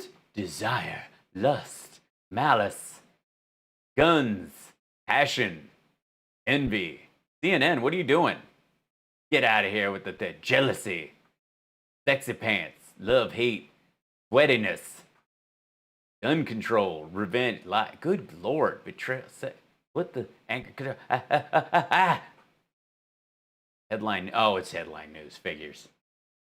This is terrible. What is wrong with these people? Bunch of ice chewers over there. What is going on? Hi, Christian Amanpour. You're good people. Man, a sheep. Yeah, Sanjay, yeah, you're on thin ice, buddy. The ADHD Chronicles. That was the 50 Shades of Grey HLN story. Right. So weird. Yeah, Miss Pam Dolls, Biden went on and was talking about mRNA and T-cell based immunity from this. And this is when it's going. And just kind of dropping bombs day before yesterday. I would love to see Trump try to explain how vaccines work to anybody. Hello, people. Life is okay to take a walk. Is it okay to take a walk? Yes, it is. It's too bad you're being treated that way. Have you discussed with friends and experienced something else when I'm worried about something? Oh, I don't know who you're talking to. There you go. Yes, we love Christine Amonpour. Ice chewers. You know what I'm talking about. This is ridiculous. I will say that this new system of getting video into the show is way smoother. New York Times, you got a lot of splaining to do. YCU Gupta's on thin ice. Because he's inconsistent. I'll just put it that way. We'll get into that. I have to bring up the stuff in question. I'm not going to talk out of school. I'll show you at some point. I think the first one is on CNN. Is it not? I'm going to take a picture of your cyst. Hey, baby. Child. Masks. Dude, hello. Never stop taking pictures. See this picture here? This is...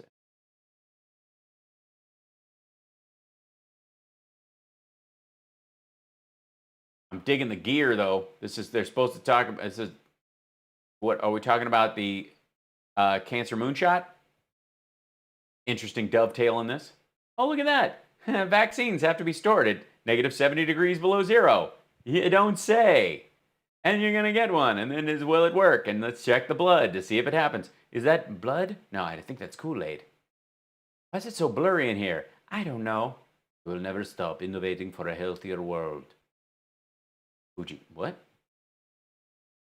Fujifilm. This is the same shit. This was paid for with taxpayer dollars, kids. Hey, why are you asking me if I want to play? Of course I want to. You insane, pants?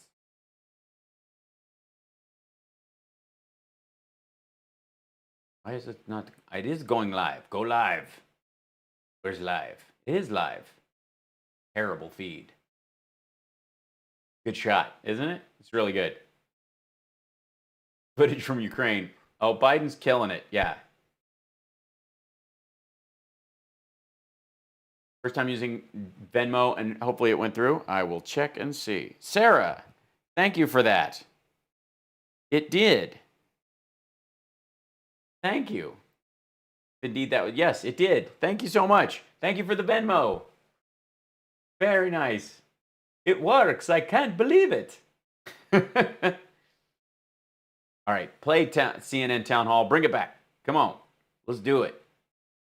Live Town Hall. This is the shot I have of the show. So good. Fantastic. I don't quite know. Let's see if I can grab this guy. Go down here. Try to do this. Will Harris beat Pence in the debates? Like a dog? Yes.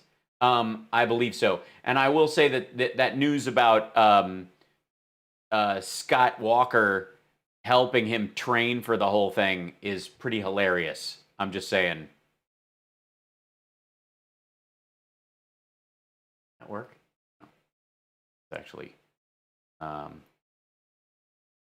any of these work? Guess not. Yeah, Pence is it. Thanks, Sarah. Appreciate it. Thank you so much. Thank you guys for the support. Thank you guys for subscribing. Thank you guys for hanging out. We're over time again as it happens, but I started later today, so we go till 6 on Fridays. Yes. So we got a little more time, and we'll grab a little more of this, and then God help us if Trump actually begins his ridiculousness. Long time. Many. By the way, these are Native American artifacts that were held by Finland that they're giving back now. Years. With us today is our Finnish ambassador, who we just had the privilege of meeting. The Finnish ambassador has been a who is all done friend of this country, and now he's officially a friend. So congratulations. I'd like to congratulate you. What do you mean he's officially a friend? What, do we normalize relationships with Finland? As well as U.S. Ambassador to Finland, Bob Pence. Thank you very much. And Bob, thank Bob Pence? I'm sure it's just a coincidence. you very much. Appreciate it.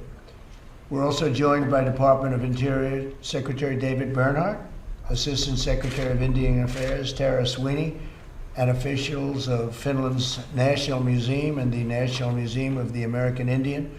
I also want to thank Colorado Senator Cory Gardner. He was so instrumental in this. He's been a great senator, for his support for Native American communities. Worked very hard. Totally. Nearly 130 years ago, treasured Native American artifacts were excavated from the great state of I love when he does a Wikipedia reading. Colorado by European archaeologists. For the past 7 decades, several administrations. European archaeologists do not participate in the international cooperation on the handling of antiquities like Indiana Jones does. Have tried, and they have tried very hard. They were unable to do it, to negotiate the return of these precious artifacts. Last October, I worked with the President of Finland, who agreed to bring these priceless possessions back to the 26 Indian tribes of the Mesa Verde region in the American Southwest. And they've been trying to get it for a long time, so we got it done, right? That's a big thing. Thank you, David. 5 days ago, the remains were repatriated to their ancestral homeland and given a proper burial. And this was with big ceremony. My administration Not one of these normal lame ceremonies. also brought back the Acoma Pueblo Shield to New Mexico last November, and that was very important to the great people of New Mexico. No. No, I'm guessing it was specifically the native tribes in New Mexico, not just people who moved to New Mexico after having lived in New York for a long time or Wyoming. I'm committed to working with tribal leaders to ensure their cherished heritage is honored, respected, and preserved as it should be, as my administration did last year, an increase in Native American access to eagle feathers. My administration is fighting for...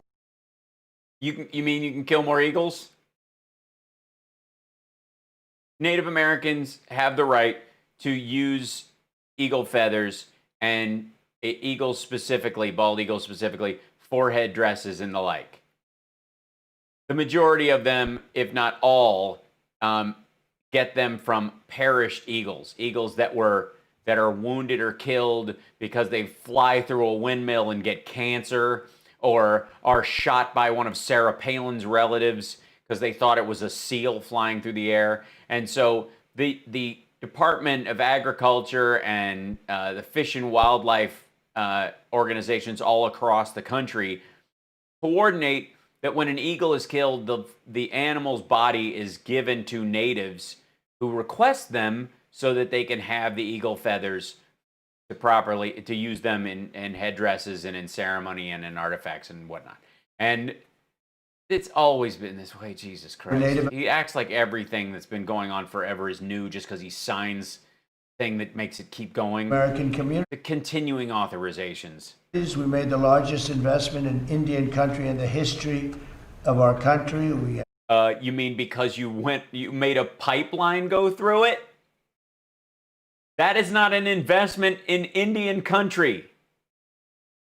$8 billion in CARES Act funds to protect Native American health. $8 billion, that's the largest amount of money ever spent on the Indian reservations. I created task force. In absolute dollars or in 2020 dollars. On missing and murdered American Indians and protecting Native American children. And we're working on that very hard. Law enforcement is really working on it. We've made tremendous progress. It's a terrible situation, but we've made tremendous progress on that. No, they haven't. No, they haven't. A lot of the Native women and children that go missing, go missing on Native land, and therefore the law enforcement of those particular tribes is in charge of that. And they work in coordination when they want to, and sometimes they don't want to at all, with the federal authorities or even the state authorities, but less so, more the federal authorities. Nobody ever gets turned down. None of the tribes ever get turned down if they ask for help. And we're being thanked by a lot of people. Well, that's what's important. Terrible situation. Because if they don't thank you, I mean, why help? But we'll continue to work hard in the. I mean, I would go look for your kid lady, but nobody gave me a hand job, so. On that problem and many other problems with Indian country and the. What other problems? What other problems? Tell me the other problems. I'm sure there are problems. Tell me what they are. Problems that they've got. We're really, I think we're really doing a job. David, you can be very proud of the job you're doing, right? In particular, Tara, thank you. Thank you very much. Big progress being made? Absolutely. Yeah, big progress, boss. Totally. Is it big progress? Big. Huge, huge progress. So how are we on that, Don? What, Don?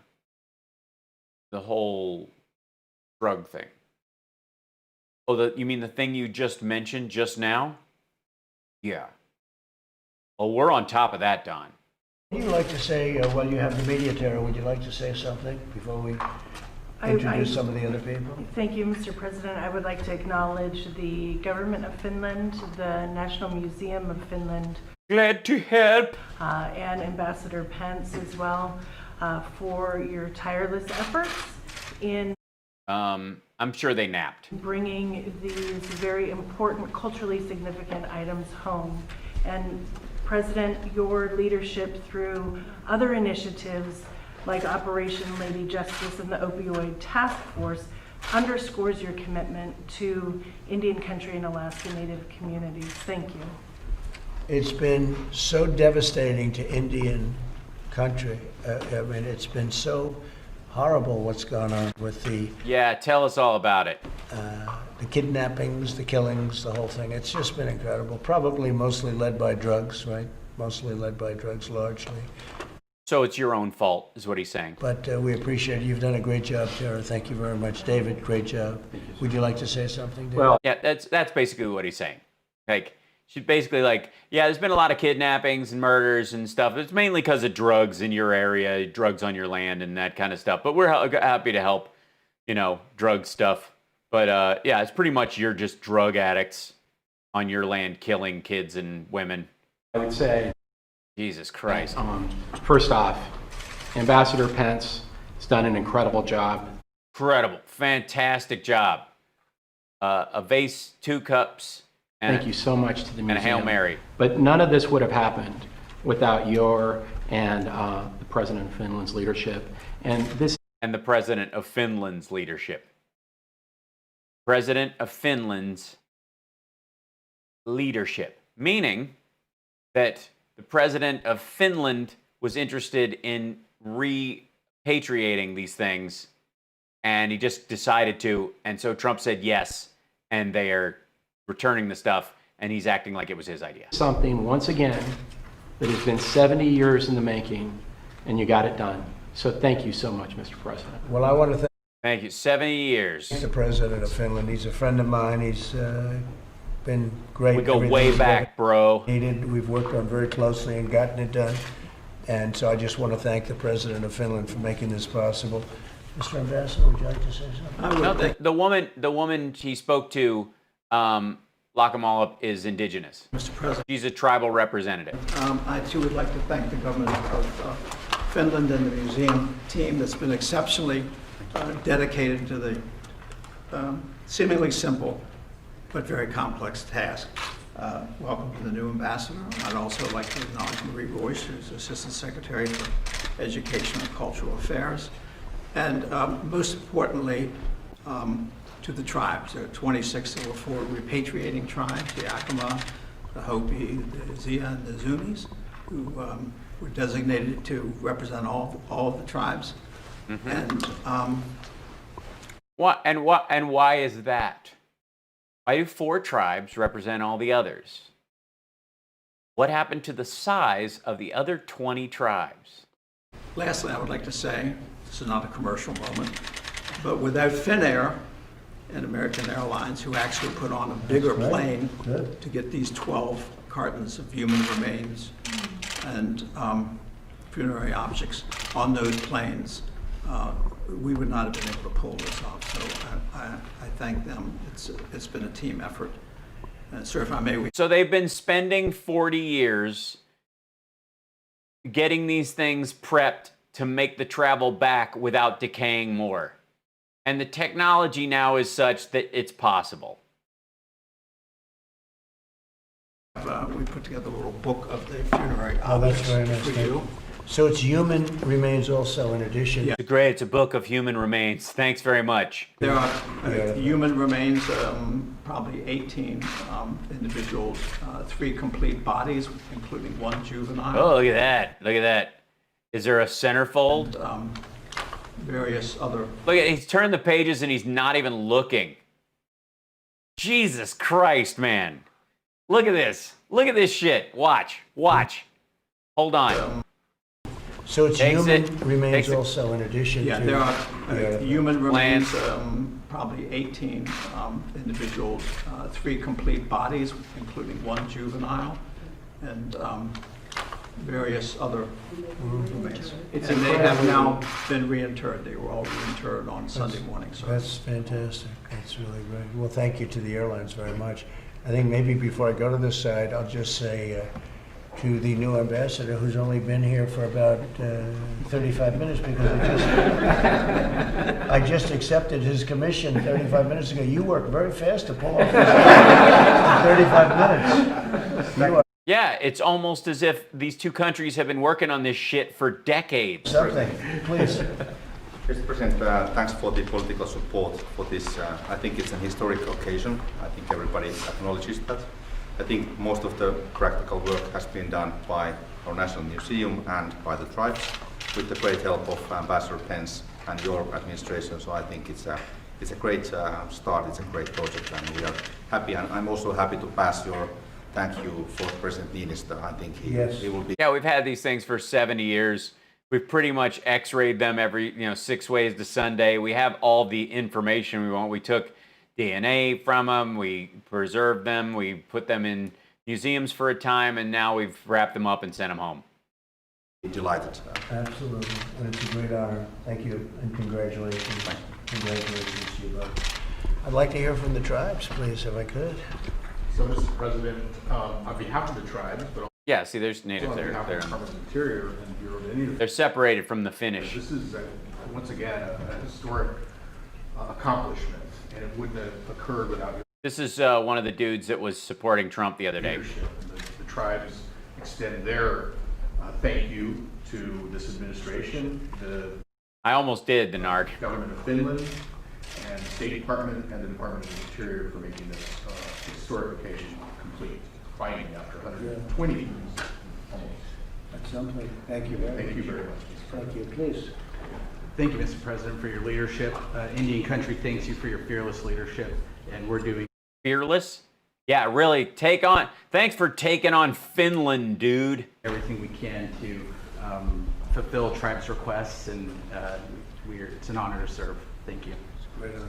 You've done a great job. Thank you very much. Would you like to say Thank you, Mr. President. I just want to say, on behalf of the U.S. Department of State, how honored we are and working with you under your leadership on these repatriation for the Native Americans. You mentioned the Yakima Shield. Our office has been very actively engaged in making sure that got repatriated back. In addition to our efforts for the past few years working with all the tribes. I went out to Mesa Verde, and I want to let you know that it was an incredibly solemn and emotional moment but you, under your leadership, brought the Americans home. And this is very important. So I want to say thank you to all our stakeholders. The Americans home. In the room. Again, thank you for this. It's one of the most important things that I've done in my position since I've come. That's a big statement. It is. It's some very important things. Yeah, thank you. Thank you, but You guys should really be thanking me even more. It's a big statement. thank you. No, I mean that. How long have they been working on this from the beginning, from its original start? I think since for at least 70 years. 70. Yes, Ambassador, could you share your comments on this? When I arrived on the post in 18, there were a stack of letters dealing with this. We elevated it, to say the least. We had meetings in Interior and State. And so really went on all cylinders since about June of 18, when we got together with Interior and the tribes and embassy and with the Finnish government. So full court press, 2.5 years from then until today. Yeah, that's great. So from the time we started, and it's been 70 years in the making, 7-0. But really under your He's just gonna so brag that he came up with this whole idea, like full court press. You mean full court press because the airlines will now provide free transport for these things, and they can actually transport them without them falling apart because technology's finally caught up because it's 2020, and you can pretend that you did something no one can do simply because you're live now, doing this now, as opposed to 1976. Mr. President. When they barely had air conditioning on planes. That this has really gotten done. So I want to say thank you. Well, thank you. That's such an honor. Yeah, I heard the ceremony was incredible, actually. It was very... Yeah, you just heard that from her. I heard it was very emotional, actually. Yeah, from her, asshole. Did you hear that? Jesus Christ. He just heard her say that. I heard it was very emotional. Some lady told me.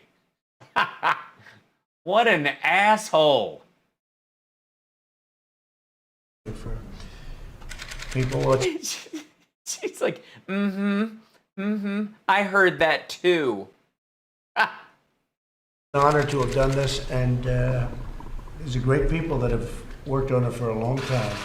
So I'm glad we got it done. It took 70 years, but we got it done. We get things done. That's one thing we do. We get them done. We have a big list of accomplishments, but this is a very important one. And to Indian country, this is about as big as, this is their number one request. As big as it gets? So this is their number one request? I'm gonna go, it's definitely important getting the remains of your ancestors back from another country that it had them for a while. That's pretty important. But I'm gonna go with fresh drinking water and sovereignty on the lands and pipelines not poisoning them. Like, this is as big as it gets. Thank you all very much. Congratulations, and thank you very much. I'll be seeing you later. Thank you. Bye. No. Are they still okay? And we still have Biden, but why isn't it not? Why are you not playing go live? Why are you? What the heck? I watched the ads. What are you doing? Reload, you rat. That's not right. That's not right. We're big band people. Okay, CNN Town Hall. We can go back. There you go. Play. Live.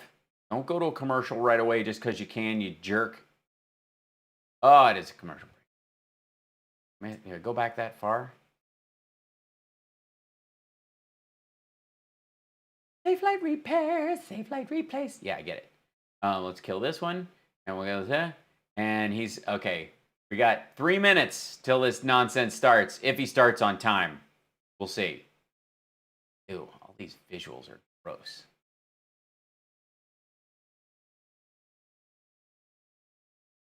Public.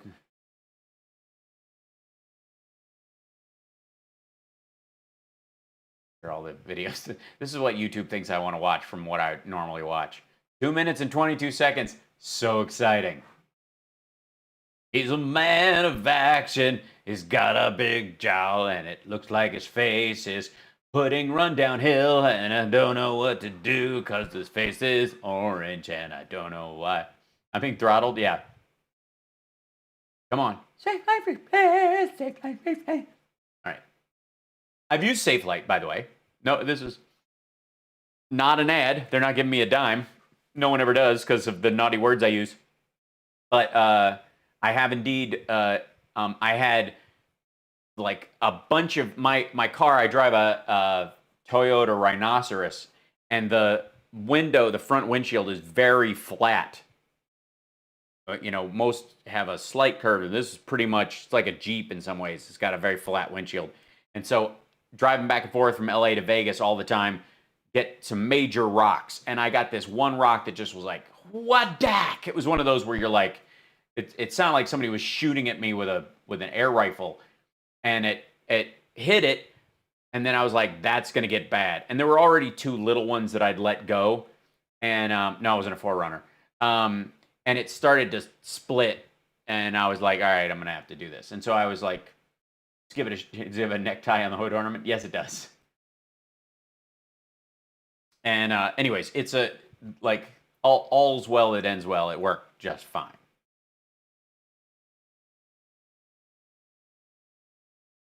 Trump soup, really? On these, been some time since talk soup. Old fan here. Nice. Yeah, it basically is Trump soup. That's what I'm doing right now. But soon enough, God willing, we will all get past this nonsense, and we can go back to just making silly jokes about less important things. Guys, there were more tribes than the Cherokee. Oh boy, were they. Yeah,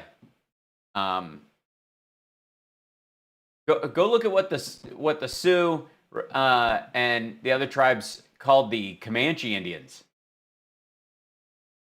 Go look at their nickname for them was. Thanks, Tom. Can raid Bernie, he's going live? Why? No offense, but why? Oh, I have not sent the link out yet. I haven't loaded it. I apologize. I do see my YouTube chat. All the best, as a matter of fact. It's just I have 3 chats going. Yeah. Oh, here we go. Waiting for PBS NewsHour. Waiting for the Here we go. Are we doing it? Is it live? Do we know? Are we holding? Will it bring it back up? Come on. It's gonna give me the same picture again. Wait. From the lakes of Minnesota to the hibbity-dibby-wee. Short Motang clan meeting during COVID. That's right. Check out Empire of the Summer Moon. I will. That sounds good. There's so much more information going around. Is this working right now?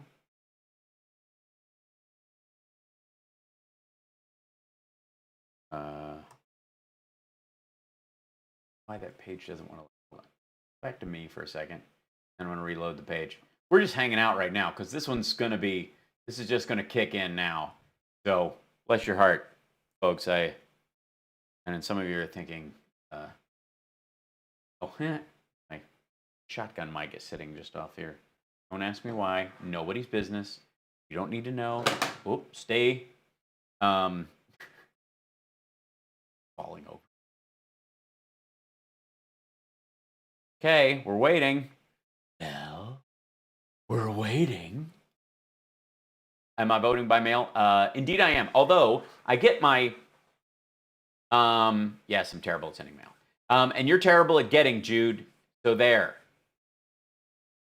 Color up that Trump picture. That's the color. That's what it is. Look at that orange.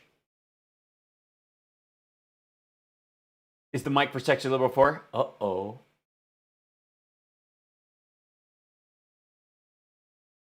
Do I need to flip my hair? Sorry. Jesse is a friend.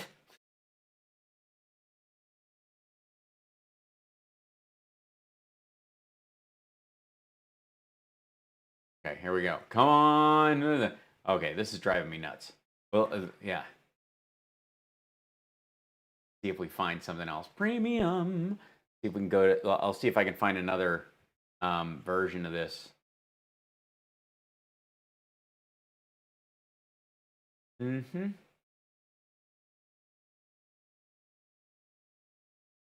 Oh, boy. Hold on, this is good.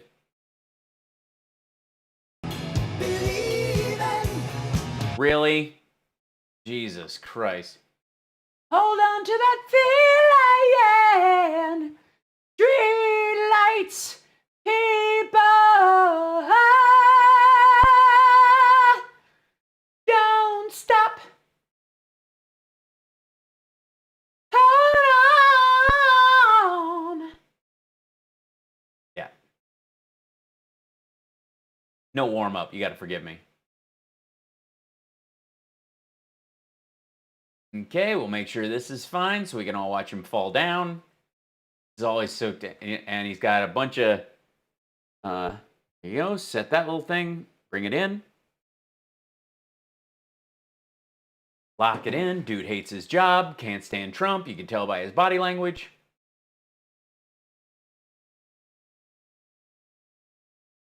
You're better than Steve Perry. Aw, thanks. We'll be able to hear his farts. Not with that kind of wind. That's why he's doing it. They're going to keep the plane running.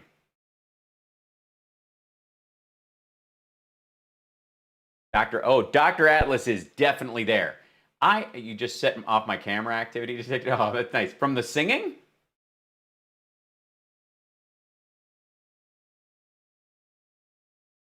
So now I come to you with open arms. Right. Nothing to hide. I mean what I say. So here I am. Have my laptop connected to TV with a soundbar. I see. With open arms. I'm just saying, you know, dude got pipes. I'm just saying. All right. Thanks for the follow. Thanks for the subs. We're kind of entering phase 2 of this show. This episode is brought to you by The Night Goes On and On. So if anybody has to bail out or you want to come back later, you're certainly welcome to. I have a feeling this one's going to like lean into it. Not only did Fleetwood Mac allow Clinton to use their music, they appeared at the inaugural. Yeah.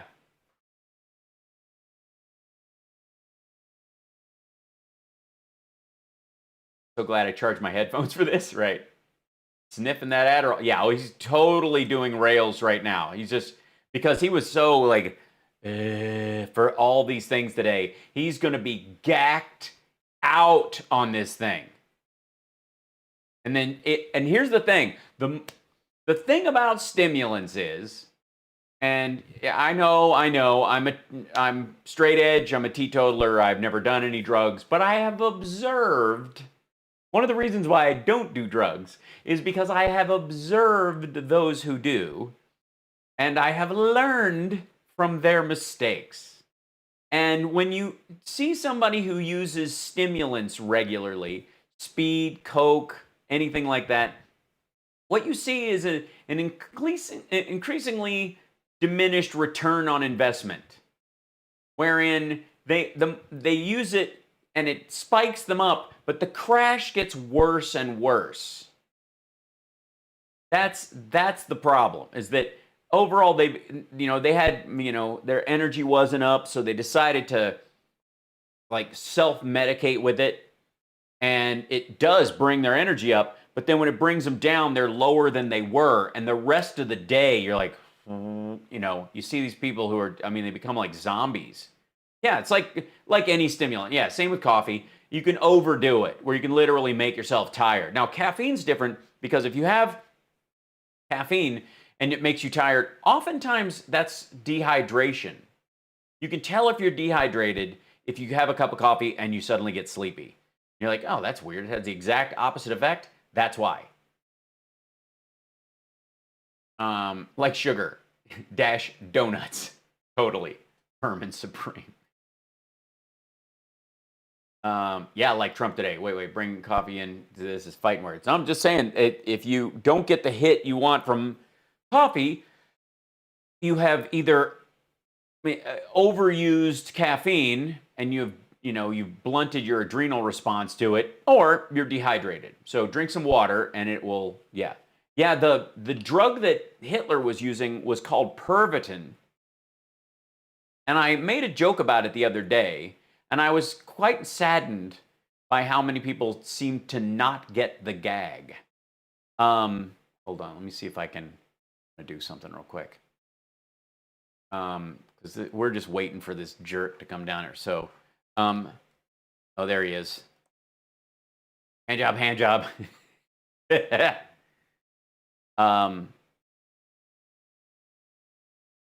So when you look up Pervitin, you will, let's see, I'm going to see if I can find a picture of it. Yeah, there it is. That's a good one. They called it pilot salt. Here, I'll drag it over here so you can look at it. There you go. The Third Reich kept its soldiers alert with meth. That's Pervitin. And Pervitin sounds like a drug that Trump would take that, like, it keeps me pervy, you know. But that was the drug they all used. And there's a story about a Finnish soldier, curiously enough, who they were at that point they were allied with the Germans. They were fighting the Soviets, and he got separated from his unit. They were they were on skis. Their whole unit was on skis, and they had finally gotten an encampment. They'd been marching for days. They were all exhausted, and then they got attacked by the Russians. And everybody just hopped up on their skis and just went away. They had to escape because they were trapped. You know, unless they got out this narrow area, they were going to be completely surrounded by Soviet troops. So they fled. And this dude was like skiing as fast as he could to get away, and he was just starting to fade. And so he decided to take some Pervitin, but since he was wearing mittens and he was skiing while he was doing it, he dumps it. He took the whole tube out and just ate it. And he was awake for 2 weeks. Like over the course of 2 weeks, he like raided a house that didn't exist, and then found another one and set the floor on fire while he was asleep. And the fire would just grow, and he would just move away from it until he went out. He literally fell out the front door and was in the yard as the house burned down. He blew his foot off with a landmine. It's an amazing story. Yeah, so he's... Yeah.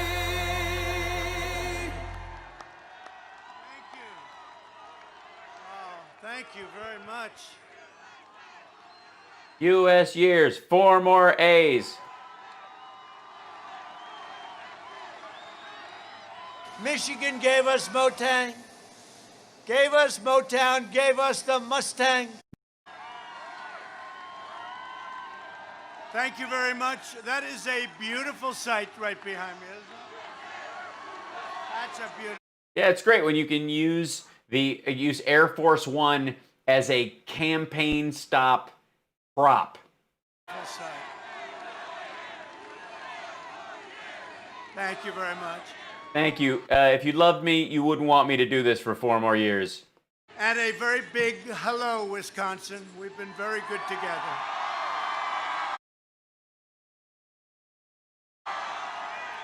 And I'm thrilled to be with thousands of loyal, hardworking American patriots. 47 days from now, we're going to win Wisconsin, and we're He's going... just getting this over with. Can we be abundantly clear? Like, these speeches, he used to come out and he would go, you know, blah, blah, blah, and then start his shit, and then, you know, chit-chat for a second, and then, you know, vary off of stuff. And we'll see how much he varies in this. But for Christ's sake, like, he is over it. To win 4 more years in the White House. He looks so excited. This is They're like, yeah! He's like, the most important election in the history of our country. I feel that way so strongly, so do you. Joe. That was choppy. Back up. What are you doing? You don't get to skip stuff. I tell you what starts and what doesn't, young man. That page didn't like it. Their feed is wonky. There you go. Okay, play. Your factories, throwing open your borders, dragging us in. Hold on. What is Joe Biden going to do? Joe Biden devoted his entire career to offshoring Wisconsin jobs. Yeah, the Wisconsin jobs that left. All those cheese curds that are made in Mexico now. It's all bathtub cheese curds now. Outsourcing your factories, throwing open your borders, dragging us into endless... Oh yeah, throwing open the border of Wisconsin and all those Canadians pouring in. Ridiculous foreign wars. And Yeah, because this is pretty much as far north as you can get as these states. And you throw open their border, not Mexico, but it's interesting that you bring up Mexico for that. Okay. surrendering your children's future to China. You know what he's been doing? I just see he's up there tonight getting softball questions from Anderson Cooper. They don't ask me questions like that. You don't do town halls and, yeah, complain about the questions you got the other night. And the audience isn't quite like this. Do you see what his audience? They've got cars. They have like cars in a pocket. It's the weirdest thing I've ever seen. Yeah, it's social distancing. They're trying to keep people alive. And CNN is going, oh, this is so beautiful. It's not beautiful. They have cars in a parking lot. What a deal, I'll tell you, what a deal. You tell him, Don. Biden supported every disastrous global sellout for half a century, including in NAFTA, China. You take a look at China's entry into the World Trade Organization and TPP. He supported them all. Biden surrendered you. Yeah, TPP would have stopped China's growth. Jobs to China, and you know that. I probably wouldn't be here if it weren't for that. It was one of the big things, one of the If Obama could have run again, he would have won again. reasons I decided to say to my great wife, our First Lady, let's go have some fun. Yeah, that's what Let's you go have said. some fun. And she was like, but we've already been to Russia and gotten peed on this week. She's done a great job and very popular, and the family is all over the place, all over the country. But unlike Joe, who let you down when he never even came back to Milwaukee to apologize or just to pay respects, I came to Wisconsin, and I've been here a lot since we started this, a lot. Yeah, because you're losing. And It's the same people at every Wisconsin rally. I repeat, the exact same people at every... Wisconsin is not that big. Tremendous beneficiary of what I've done, and I have too, because you've been with me, you've supported me, and we've had great victories together. Oh, God. Yeah, he's very low. I'm sorry. That's their audio. They're going to end up... Watch, I'll turn it up, and then they'll turn him up, and I apologize. Hold on. Here we go. Yeah, they're all victories, so I want to thank you. But now... Yeah, see, like, what are we, about 5 minutes into it, kicking in? He tried to make a joke about the whole parking, you know, the drive-in town hall. No one cares. Biden wants to surrender our country to the violent left-wing mob. You see what's happening? He does? He does? You see what's happening? Yes, I did. I saw what's happening. I didn't like what's happening now as much, even though it featured rerun a lot more. If Biden wins, very simple, China wins. If You're gonna you guys have focus grouped that phrase, and you're gonna try it as hard as you can. Meanwhile, tell me again how transparent Xi Jinping is being, and how China's gonna buy all this corn. Biden wins, the mob wins. If Biden wins, the rioters, anarchists, arsonists, and flag burners, they win. And we're not into flag burners. We don't like flag burners. We're not into them. You know what I mean? We're not vibing. To say pass a law, 1 year in jail, you start burning flags, we put you in jail for a year. We should That's not true. do that. We should do that? Is he suggesting that? What? Wait a minute. Flags, we put you in jail for a year. We should do that. Now he's just talking to himself. We don't like flag burners. I'd like to say pass a law, 1 year in jail, you start burning flags, we put you in jail for a year. Yeah, you know, screw the First Amendment, which the flag represents. We should do that. No, we shouldn't, because it would diminish the value of the flag.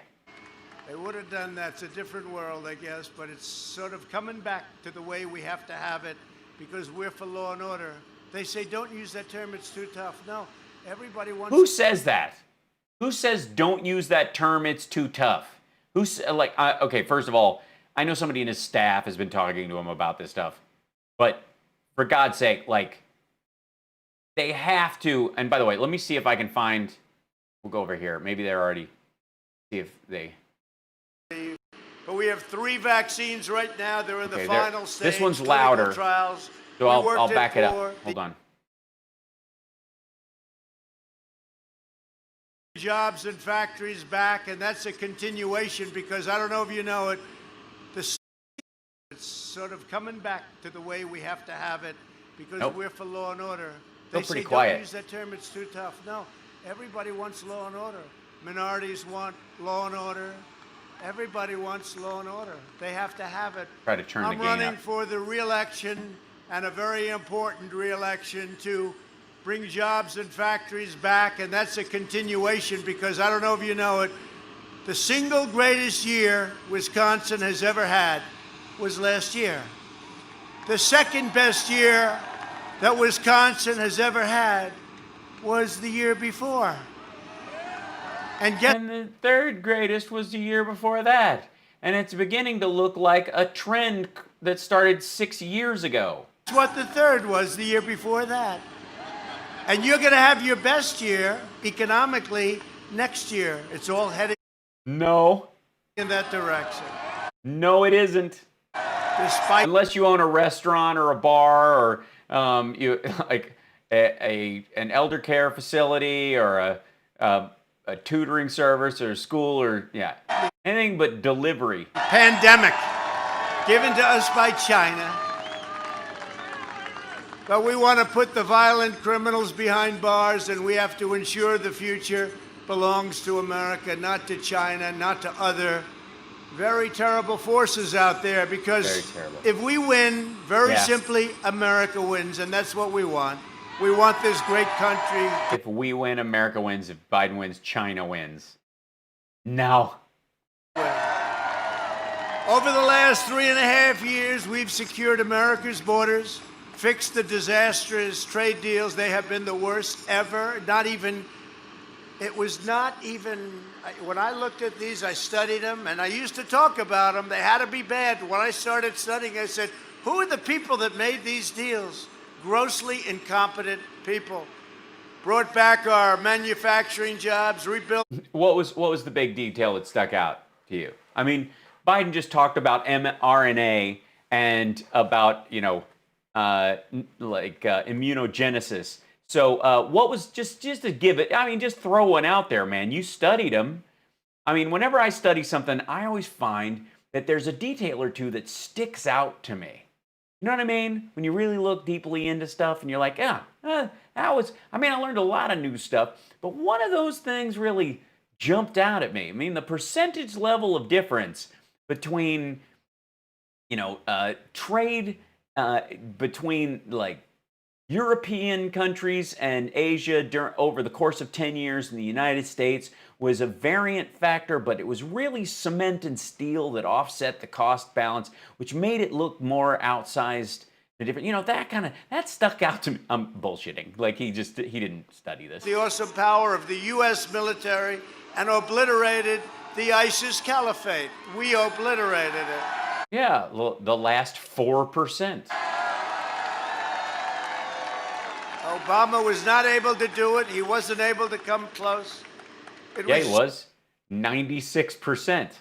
Just announced that in 2019, before the virus came in from China, we grew median income by a record of $4,400 in just 1 year, achieving the highest median income in U.S. history. That's in the history of our country. In the first 3 years, we lifted 6.6 million people out of poverty, the largest poverty reduction of any president in the history of our country. That's not bad. No. And I didn't even make these numbers up. These are numbers that... Yeah, they had nothing to do with your policies. Because stuff that happened in 2017 was put into law in 2016. Yeah, you sound good to me. I never even heard this shit. We built the greatest economy in the history of a world. This A world, any world. Venus. is the greatest economy in the history of the world. Then He doubled back to get the in there. then the virus came in. We closed it down. We saved millions and millions of lives. And now we're just going to kill them because we decided we can't stay closed. We got to open them up. And since we had to close down until we had enough cases that if we opened up, it would kill 10 million people, is really what we're shooting for here. I mean, honestly. I mean, is there another reason? You have 15 cases, you shut shit down. But you get 6 million cases, open it up. 2.5 million, 2 million, 3 million. Yeah, that's what you're advocating for right now. A number that would not. By the way, everybody on this chat is saying, sound is way too low. Sound is low. Sound is way too low. Sound is way too low. So it's not just me saying for the record. Be sustainable, would not be acceptable. And why does he keep using the word sustainable for deaths? A horrible number. There shouldn't have been one person that died. It should have been stopped at China. They stopped it for their country, but it came out to Wuhan's in their country. Us, to Europe, to the Wuhan is in China. rest of the world, 188 countries. Guys, I turned it up and added gain on my side, so. We will deliver a safe and effective vaccine. You know why? Because I love you guys. That's why. Before the end of the year, and it could be very, very soon. You've been seeing what's going. Could be very, very soon. Could be. It's amazing how all of a sudden they hate the vaccine. When they thought it couldn't be done, they said, well, you guys got to get a vaccine. And then all of a sudden, they're looking like it's going to be very close. We're doing great. We're doing great with vaccines and therapeutics, remdesivir, all sorts of other things that are bringing the rates down, like at numbers that nobody can believe. But we have 3 vaccines right now. They're in the final stage, clinical trials. We worked it for the FDA where they approved it fast. They were very... Oh, by the way, if you don't mind, indulge me for a second, kids. Is it true? Is it true? Is it true that incomes... I'm going to blow this up a little bit so you guys can see it better. That incomes have risen $5,000 under Trump. He used to say 5,000, now he says 4,800, but let's just do this for... President Trump has repeatedly claimed that median household income is up $5,000 since he took office, and that he has worked magic with the economy. This claim was cited first by right-wing economist Stephen Moore, who recently wrote in Real Clear Politics, the median or average income has seen a gain of $5,003 since Trump came into office. The variations have been repeated by Vice President Pence, Heritage Foundation, 7th. Washington Post fact checker awarded the claim 2 Pinocchios, partly because Trump claims credit for a trend that started under Obama and greatly exaggerates the impact of the tax cuts. The most reliable data about household income is released annually by the U.S. Census Bureau, which in September reported the inflation-adjusted median household income in 2018 was $63,179. This represents a $1,400 increase over the first 2 years of the Trump administration. Well, $1,400 over 2 years. That's $700 a year. The annual data show that median household income increased $4,800 during the last 2 years of the Obama administration, more than 3 times greater. The reason that people give Trump more credit on the economy than he deserves, and why they think he's better at it than Biden, is because no one pays attention to this stuff. This is all by the way, this is all before the $1,200. And you cannot count improving the income when you dump, $6.3 trillion on the economy to get 10.6% unemployment. Here's the trend. See that trend?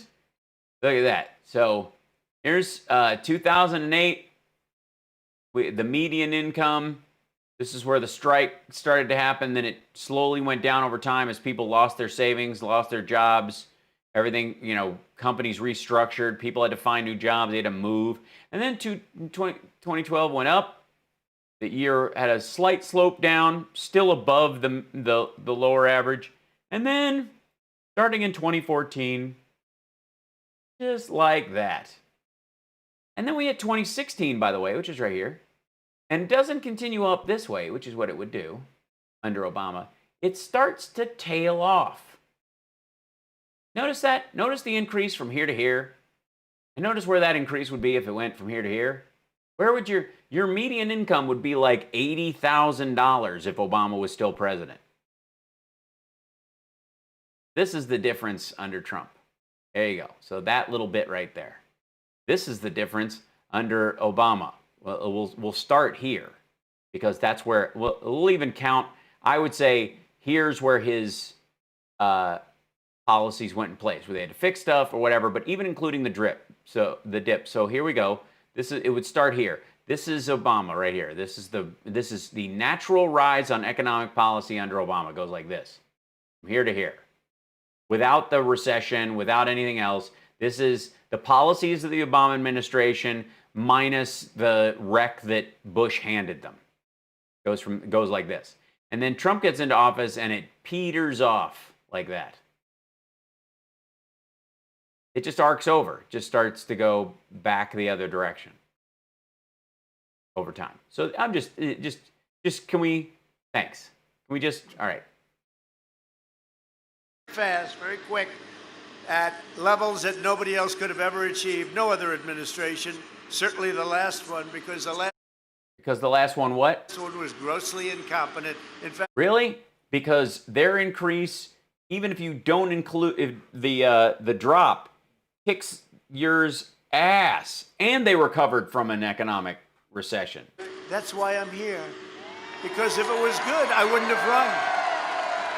If they did their job, I wouldn't have run. I was very happy in my other life.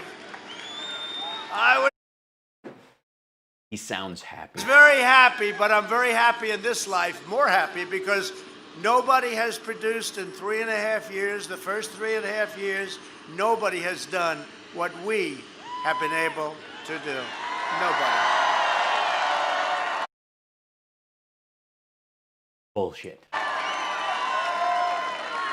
So we'll defeat the virus, and next year will be truly, I think, from an economic standpoint and from other standpoints, maybe the best year of all. Hard to believe. Well, not a moral one, but we're going so fast. The numbers have been incredible. We've had employment numbers the best ever. We've had retail sales numbers the best ever. You see them all, they come out every. Yeah, no. That's just because there's been a huge rise, 25% in Amazon, and no one's going to restaurants. Day. So people are ordering food off of websites or out at Target or Walmart where they would buy stuff. They're buying their groceries there and picking them up instead of eating out. It's a transfer of finance. And our stock market is, for the most part, at a new high. And if people, for the most part, have 401ks, if you want to have your 401k go down like to depression levels, I think you should vote for Sleepy Joe, because he's going to raise your interest rates. He'll be raising your interest rates. I watch him, though. He's denying all this stuff. Everything that he said, he's now denying. He said no fracking. No, everything you said he's saying. Right? There will be no fracking he didn't know what fracking was, but he said there's no fracking. The reason is because everybody else, all of the radical left candidates up there, they couldn't get too far left. So Joe agreed. Then he gets the nomination. Now they're all angry. That crazy Bernie, all of the left Democrats, they don't want to vote. Great. Tell us the whole story. This is going to be good. So tell us it's like he's sitting on a porch with a straw in his teeth, telling us the story of old American politics. For him anymore, because he made promises, and now all of a sudden he forgot that he said no fracking. He said, well, now we can do some fracking. But remember this in politics, it's always the thing that they say first. That's what they're going to do. No guns, no religion, no energy, no oil. That's what he ran on? Remember the first thing? Remember when Biden came out right after this is a battle for the soul of America? Therefore, I'm getting rid of guns, God, and energy. Remember that. Remember. Remember the shit he never said. Beto in charge of his gun policy, right? Beto, crazy Beto. Remember when Beto went out? He said, I was born for this. And that's when it all came down. As soon as I heard that, anybody said they were born for this, it doesn't play well. But he's in charge of the... Such a great story. I love the Beto aside. It really, it's a solid piece of material.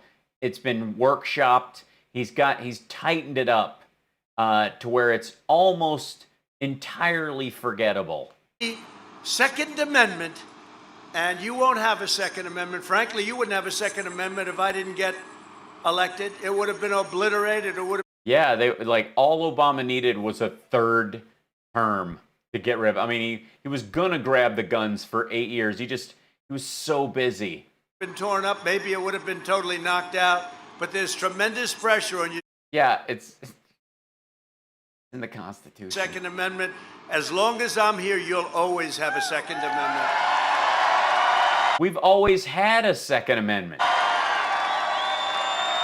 We had a Second Amendment all during the time we had an assault weapons ban.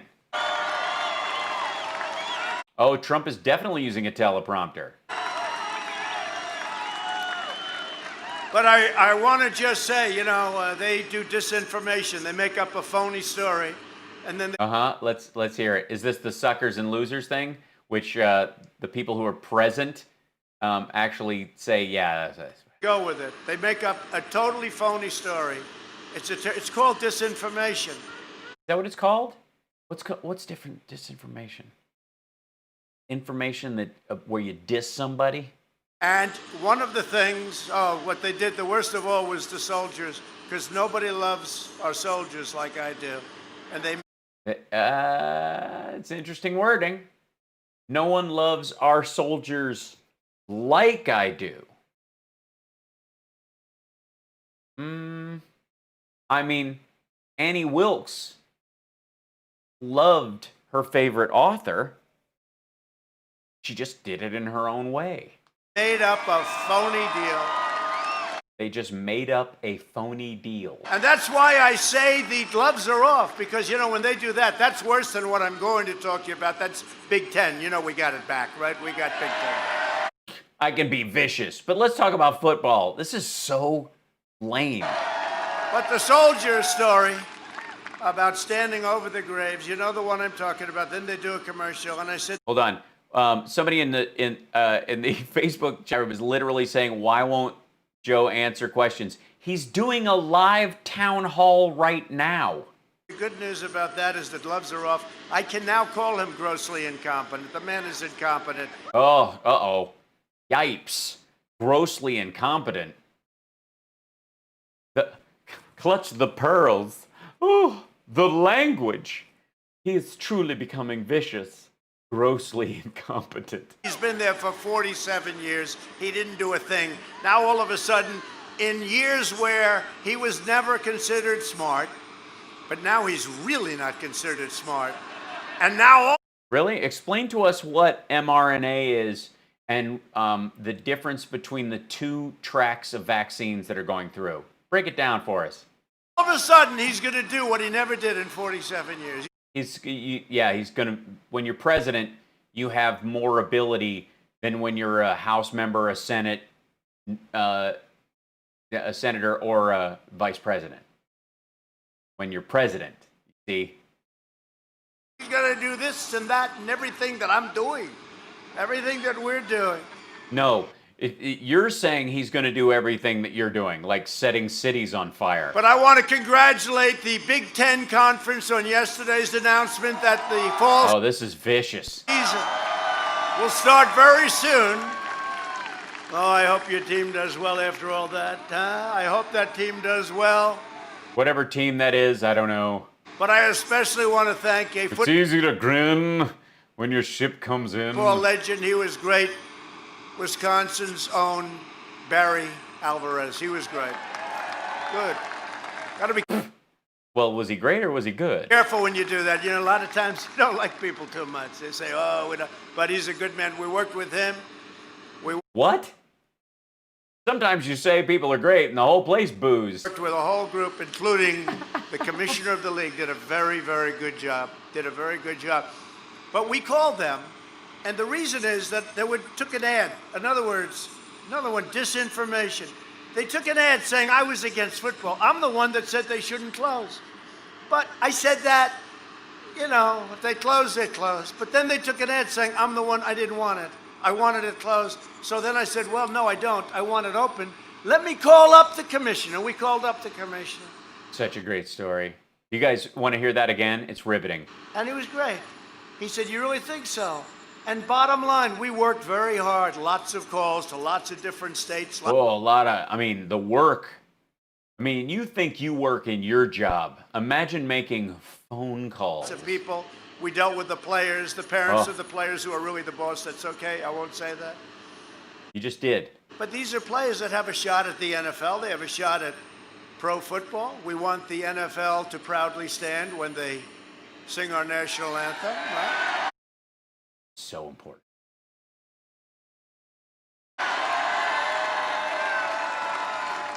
Or their ratings are going to continue to go down like they did last weekend, down 27%.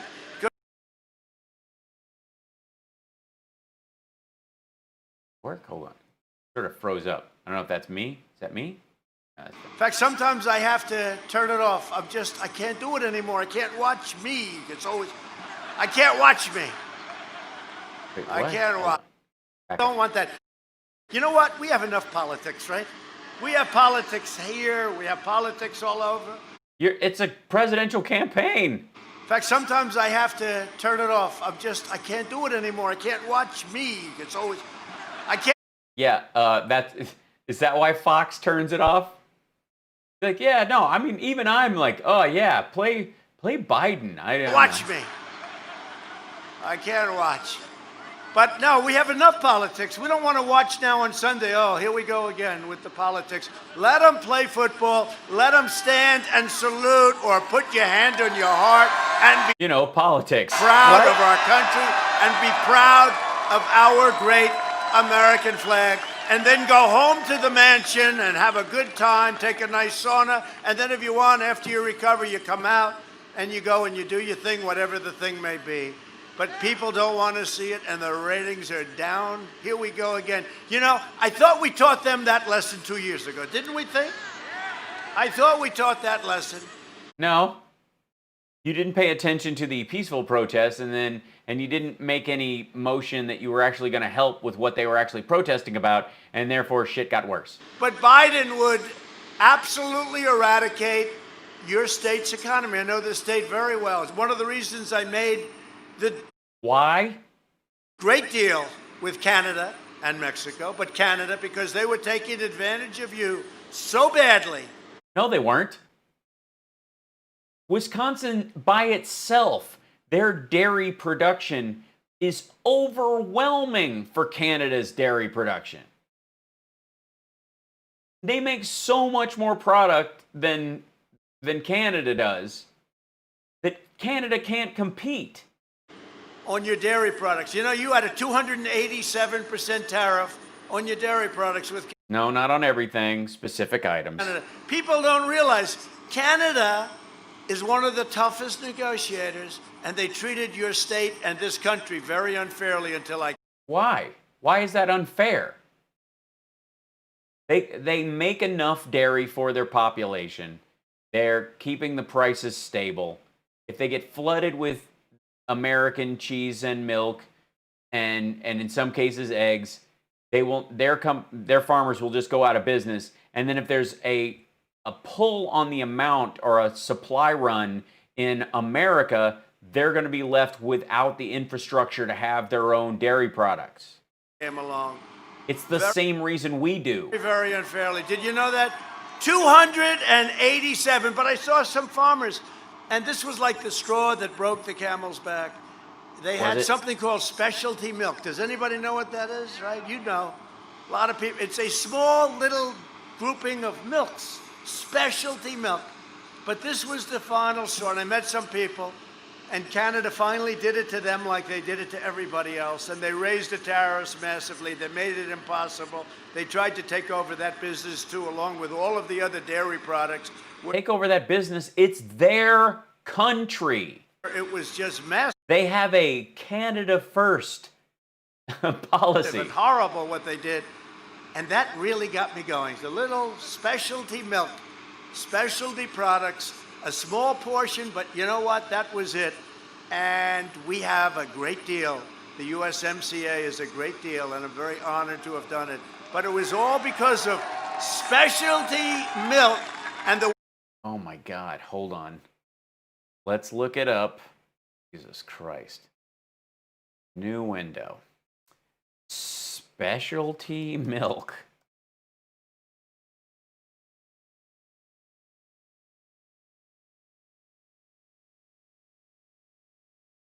Let's see, news. If anybody knows what he's talking about.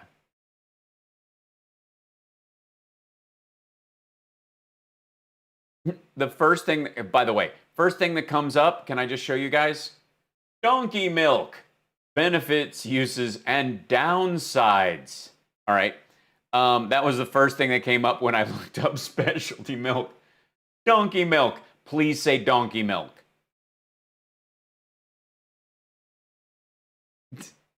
Specialty milk. What, like yak milk? Oat milk? USMCA. Maybe it says something in there. Specialty crop producers want seasonal protected. U.S. dairy. Canada is violating USMCA already. Dairy herd management. This is it. Look at this, too. Look at the graphic they made.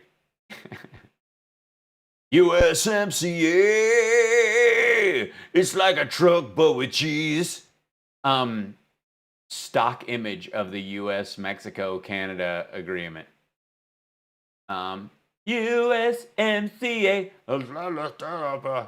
We are writing today to highlight the concerning inconsistencies between Canada's dairy tariff rate quotas, allocations and allocation rules of Canada's market access obligations under USMCA, and provided the U.S. government with specific potential violations of Canada's TRQ administration. Okay? We got all this donkey milk sitting on this damn shelf. Ain't nobody gonna drink it because they don't know how. You can't, it's lumpier than regular milk. You can't use a straw. I mean, don't be, are you nuts? Come on. You were taken advantage of by Canada. You know, they have the wonderful, "Oh Canada." We love to hear the song, right? Right. But let me tell you, they are very tough. Tell me. And they've taken advantage of our country for many, many years. And I will tell you this, they're not so happy now, but at least they got a deal. But you're happy, and it's about time you were happy. You now have a great deal, and you're not going to have your companies leaving for Mexico anymore. Not going to have all your donkey milk going to, and you're not going to have them make your product in Mexico or Canada, send it over here with no tariff, with no tax, where we lose tax, we lose jobs, we lose our companies, we lose everything. And they make a lot of money selling the product to us, same product. So we're not doing that stuff anymore. There's a tremendous disincentive. It's called, like, let's not do it. Spider milk. And you haven't seen that lately. You haven't seen too many companies leaving, have you? It's sort of... No one's leaving. We're all under lockdown. Amazing thing. It's amazing how no one's going anywhere. Like what we did with the statues.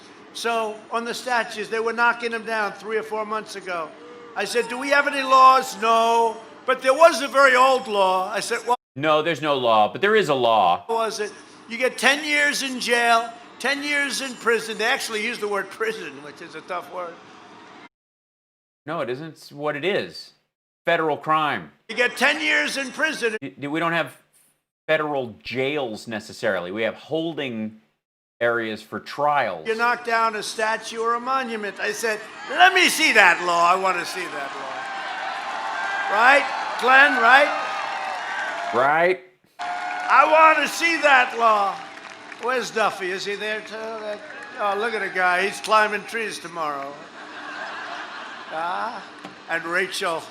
Oh, Rachel. He was a good climber. You think he could climb up a tree faster than me? I think so. So I just... Trump has never climbed a tree in his life.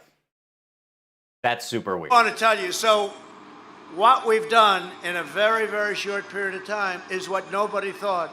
And we came in and we did it, and we did it for you, and we did it for everybody. We did it for our country. But we wouldn't have a country left. What was happening to our country, how we were taking advantage, now we have to get 4 more years to cement it and to do additional things, including tax cuts. They're going to raise your taxes. They're going to raise your taxes. The deficit this year is $3 trillion. It's very substantially. We're cutting your taxes. We got you the biggest tax cut in history, and we're going down lower, and it's called growth. Thank you. We're going down more, and it's called growth. And they're yelling 4 more years in it. Thank you. Thank you. Thank you very much.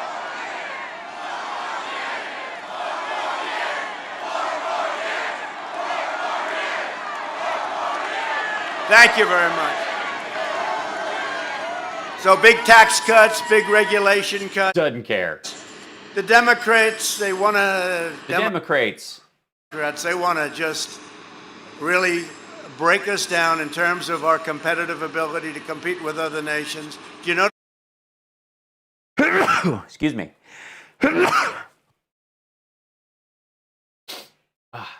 Dust. That's what's happening with Japan. Do you know what? Notice what's happening. We have taken billions and billions of dollars in from China. We charge them a fortune. In fact... Which is like, which has what to do with Japan? Many farmers in this group, because you gotta love Trump. I gave you $28 billion, right? Yeah, I basically bought your votes. I gave you, and by the way, $64 billion in total, and for $50 billion worth of goods. Very much, China, right? You were targeted.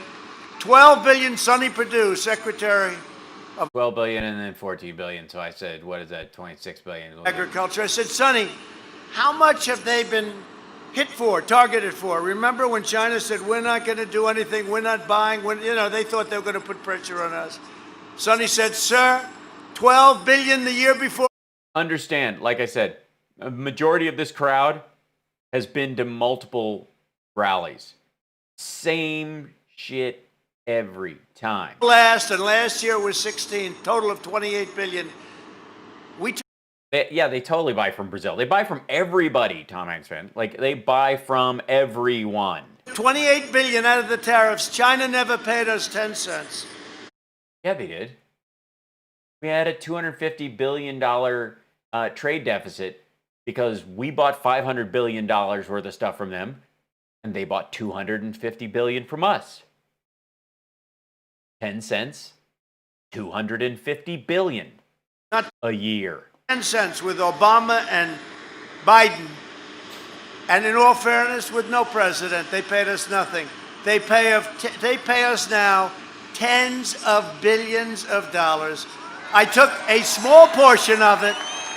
Trade deficit's up, by the way. I added it up, 16 and 12, 28. And I said, good work.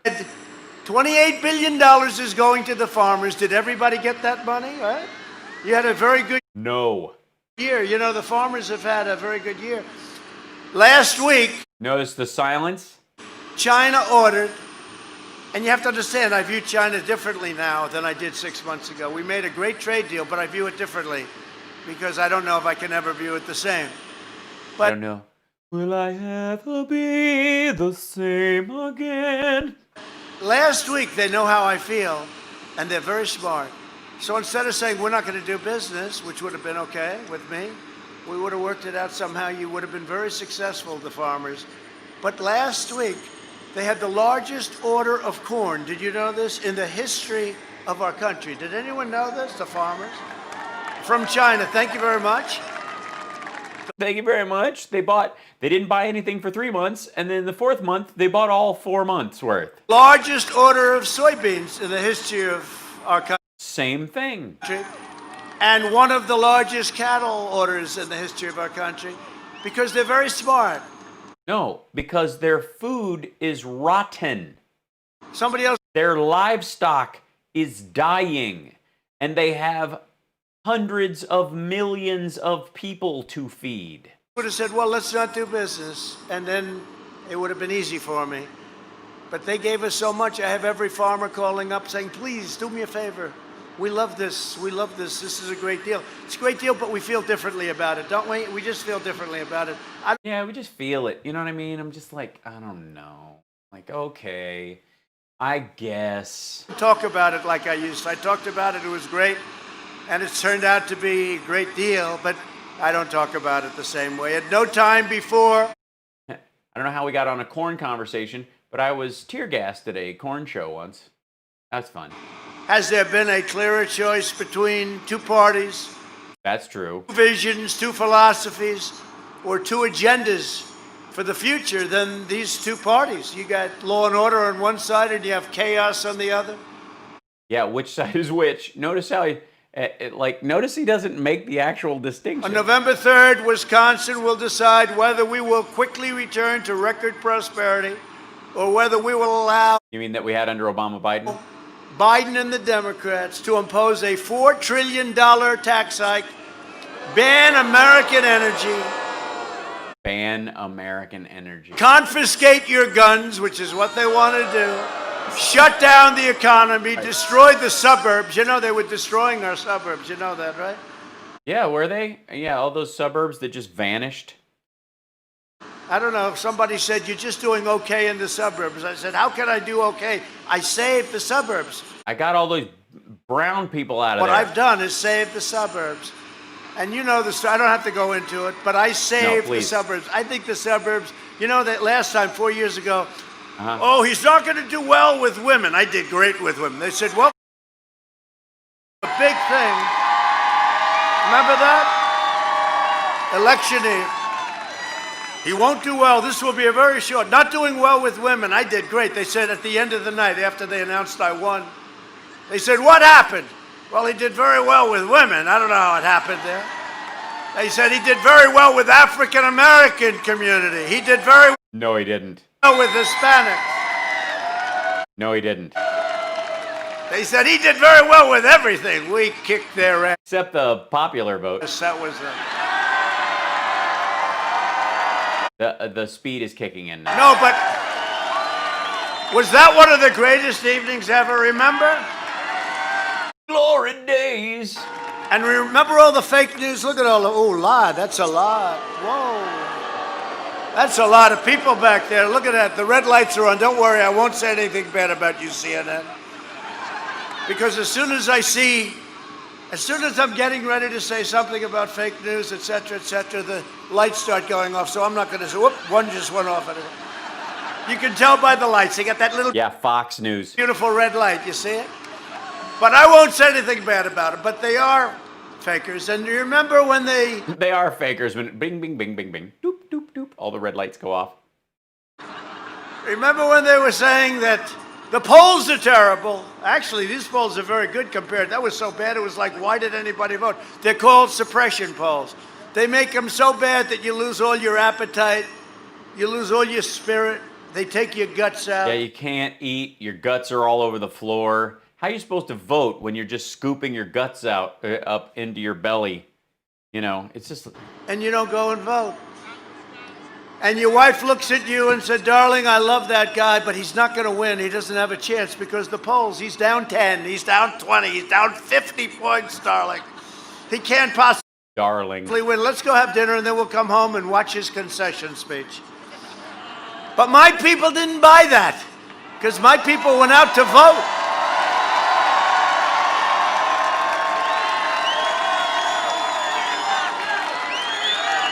And instead, we watched her concession speech. That was Crooked Hillary. That was a real piece of work.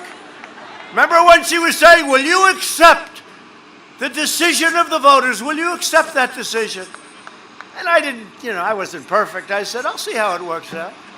I mean, I should have said, yes, I will, but I couldn't do that because I know how crooked she is, right? would you accept the decision? You know, and then the anchor said to me, like, well, will you accept? You know, they're coming after me. I said, you're supposed to be going after her a little bit too. Did you ever see debates where you had all of the anchors? Oh my God, we're gonna have to. We're going over the Hillary debates plus the candidates against me. And here we sit. Is that Air Force One? Yes, that's Air Force One. How did that happen? Electoral College. No, we had a lot of time. 78,000 assholes sat out the vote. I'd say to the anchor, I'd say, wait a minute. This isn't fair. I mean, I'm watching what they're doing with Biden where he's using teleprompters. Move it up, I can't see. He's shot. You're using a teleprompter. He's shot, no. Is he shot? Because we were just watching him on CNN and pretty solid. Hold on, reload the page. I don't know if it's over yet. We'll see. That's Cuomo in prime time. You going back over those parts of it? Hold on. Never mind. It's going to take them forever to load, and it'll play commercials. President Xi of China is not shot. Putin. Who's been shot? What are you talking about? Froze for a second. Sorry. There you go. This lady, let's go have some fun.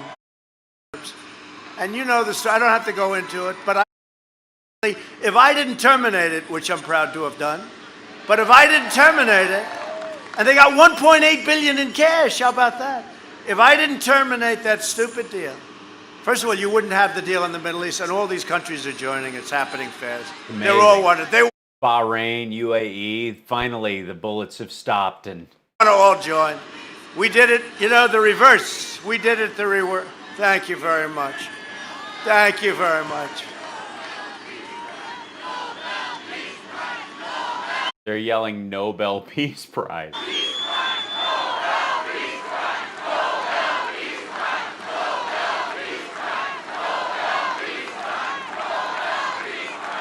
Yeah, Nobel Peace Prize. He only gave $50 billion in weapons to Bahrain, UAE. You know, it's interesting. Thank you very much. I knew I liked you. You know. That's his new crowd thing too. So the Nobel. I knew I liked you. He's done it like every single one. Peace Prize. So the funny thing, a lot of people don't know it because the fake news doesn't write about it. So if you're a president, right? Mm-hmm. And you are nominated for the Nobel Peace Prize. You're the United States. No, but think of this. I'm thinking of it.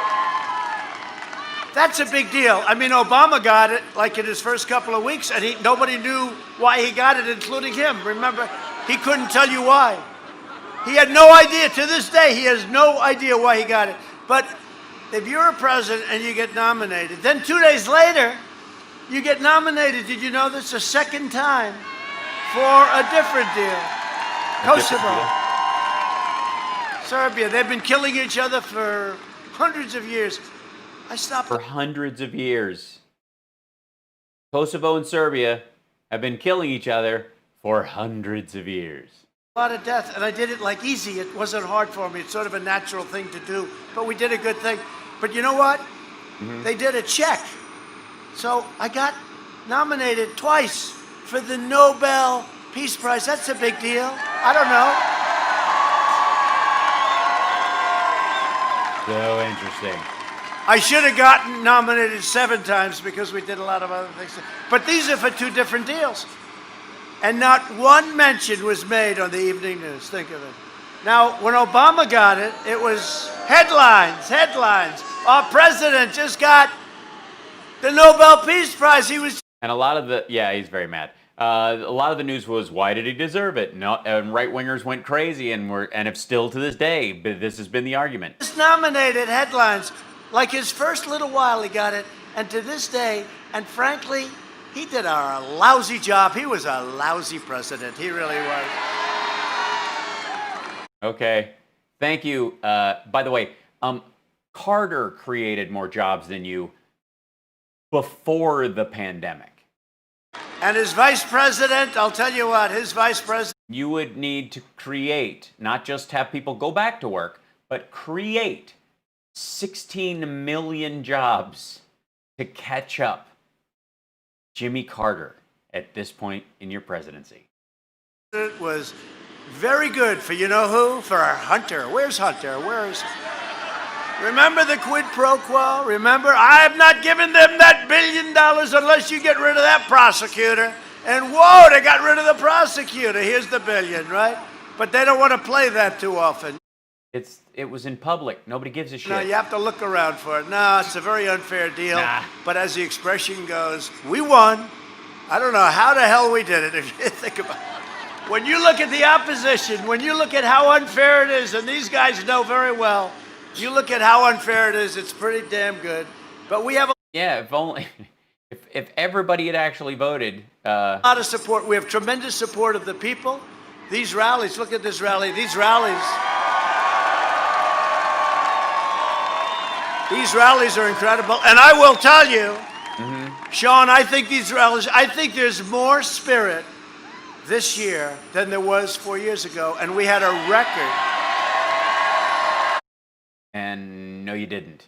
And secondly, these are the same people at every rally. Right? There's more enthusiasm. I think it's the biggest enthusiasm gap ever polled. I mean, again, I'm not a believer in the polls, but I believe that one, it's the biggest enthusiasm gap. He's got no enthusiasm. The only enthusiasm is for the people that want to beat us. They want to beat me. That's the only thing he's got. No, I'm actually excited to vote for Joe Biden. I think he's a good man. He's got an empathetic heart, and he actually pays attention. The people that genuinely they couldn't care less about him. He could be that piece of wood that was left on the ground. Biden will. Somebody yelled, "He's a puppet." I mean, honestly. And the left-wing mob the keys to your kid's classroom. Earlier today, I took a historic stand against the hateful lies being fed to America's youth. The parents know all about it. They do. What? And I checked. They're doing it in Wisconsin too. I'm a little surprised. I'm a little surprised I know you people. I'm a little surprised you let it happen, actually. But we're going to get rid of it. I announced that we're launching a new pro-American lesson plan for students called 1776 Commission. That's not a lesson plan. It's a commission to try to develop said things, basically so you can throw campaign money through these arms, U.S. tax dollars as campaign funds through these arms. So basically, all these like homeschoolers and right-wingers and stuff will get an infusion of cash that they'll use for this commission to say what they were going to say anyways, and then what they'll present to you is some kind of like little folder of ideas they already had printed, but basically it will operate as ad campaigns for your We're going to teach our children the truth about America, that we're the most exceptional nation ever to exist, and we're getting better every single day. Sleepy Joe Biden is wholly owned and controlled by the far left. He even opposed He can't hear them. sending the National Guard into a place called The National Guard. Kenosha. Did you ever hear of Kenosha? How about that? Did we do a good job? Now, I mean, I wish we did it a little sooner, but we finally got your governors okay. You know, we have to do that. If we got to get the governors to say, please do it. How they don't? No, they don't. They do the National Guard. Do it. How they? It's the Wisconsin National Guard. Do it in some other places when you look at what's going on with Chicago, right? When you look at what's going on with Portland, those are just anarchists. You know how long it would take us to fix up Portland in terms of... You were there for weeks. You know, I'd say far less than an hour. I'd say a half hour. Look at what we did at Minneapolis. You know, we're doing well in Minnesota because they saw what happened. I love how he's like, yeah, if we ever went to Portland, you were in Portland. Now, they shouldn't have allowed it to go on for 11 days. They should have called us immediately. But you remember that beautiful night? Nice evening. A little problem. There were a lot of buildings in the background that were burning down to the ground. As reporters said, no, this is a peaceful protest, okay? By the way, officially, this is called a protest. You know that. We no longer call it rallies. We don't use the term rally, okay? Rachel knows. We don't call. This is doing this whole protest thing is their way of sort of legally covering the idea that people are protesting wearing masks. That's what this is. That's why they legally, because they are protesting wearing masks, they don't have to wear masks, and they don't have to socially distance, and they can override the governors because of free association and yeah. Rallies anymore because, you know, you're not allowed to have a political rally for more than 10 people. You're not allowed to go to church. You're not allowed to meet. You're not allowed to talk to anybody. You have to stay in a prison. This sounds horrible. When did this shit start? Your home has become your prison. Yeah, totally. And then I'm saying, you're talking to a sea of assholes who aren't wearing masks. well, what are you allowed to do? Sir, you're not allowed to do anything. I mean, there is one thing, but it doesn't pertain to you. What is it? Well, you are allowed to protest. Oh, really? Oh. Hence the name. We call them friendly protests. No, you don't. You call them peaceful protests. You had signs printed with peaceful protest on them. So these You don't call them friendly protests. Jesus, man, learn your own slang. protests, so it's totally allowed. This is a protest. Remember, when they walk out and when you walk outside, what do you consider this? Did you enjoy the rally? No, I really, this is a protest. I'm sorry. No, they had a little line, and but I don't know if it's your state, but a couple of them, they have, you're allowed to protest. So you can't go to church, but you can rip the hell out of the streets of Main No, you can't. Looting and arson and vandalism are illegal. Street and Fifth Avenue, break up No, you can't. the stores, burn down the buildings, climb over each other's face. You can climb right over their face. You don't have to wear. You could climb right over their face? What? Hold on.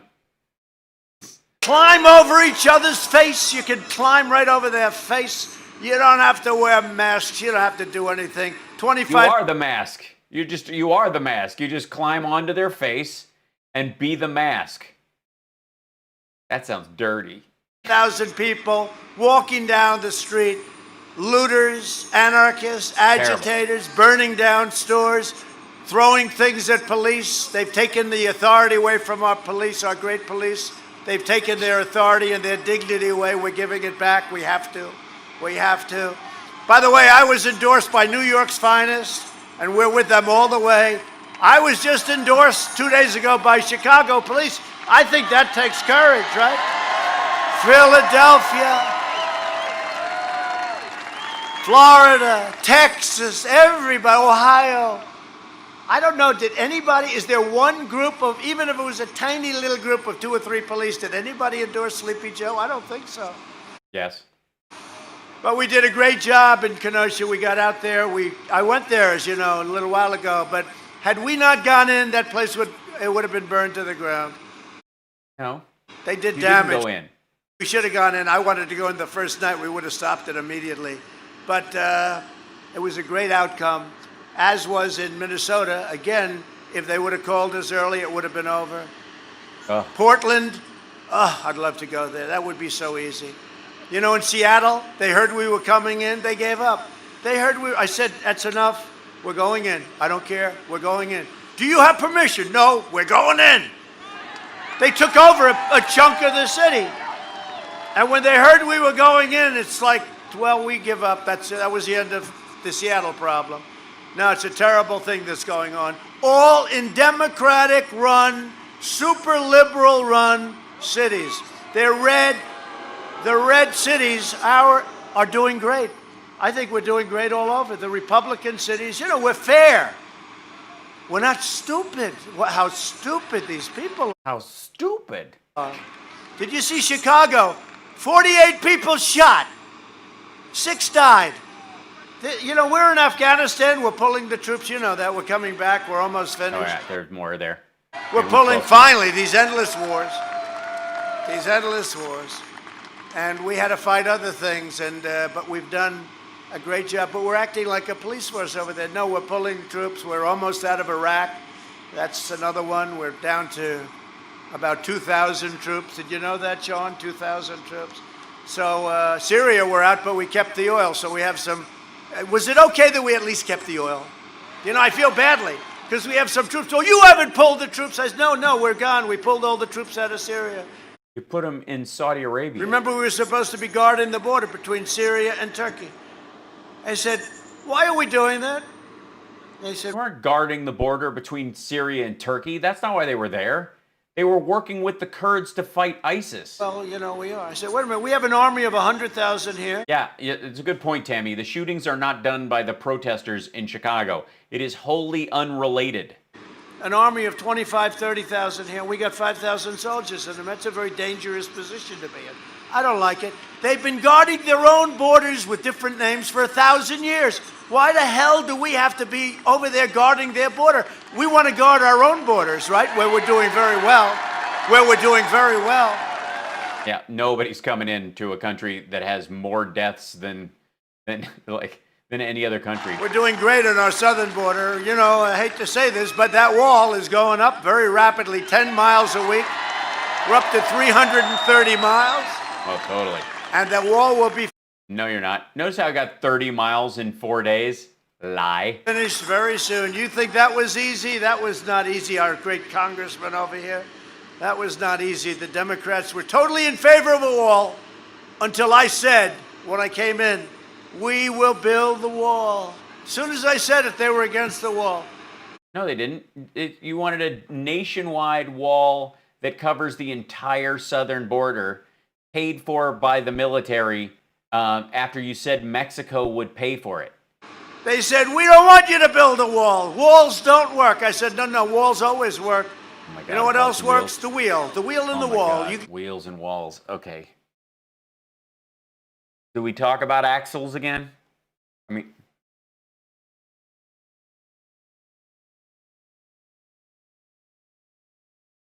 Jesus.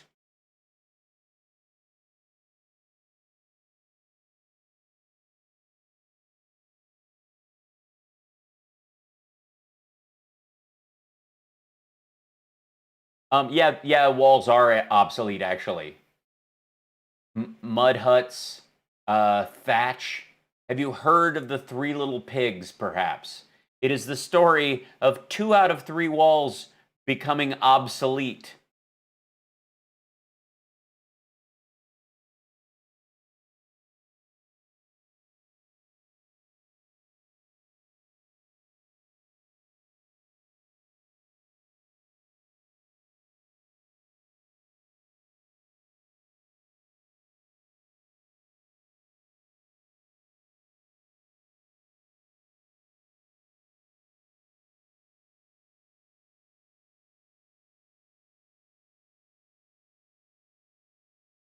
Good Lord, get over yourself.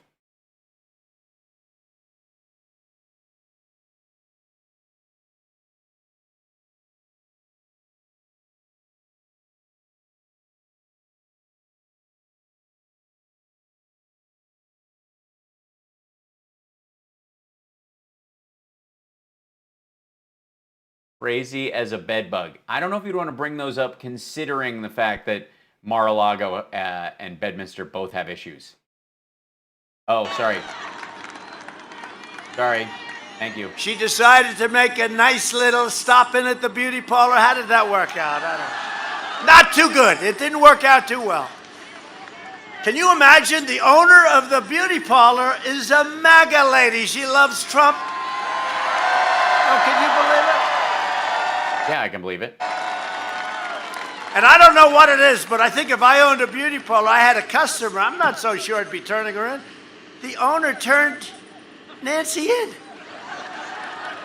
That's a lot of hate. That's serious hate, right? No, she's a great owner. As far as I'm concerned, I think she's fantastic. She's for us. They said, what made you do it? You know what she said? Because I see how hard our president has to work. I see what they put him through. I see what he puts up with. And I turned her in. You know that? How about that? How about that,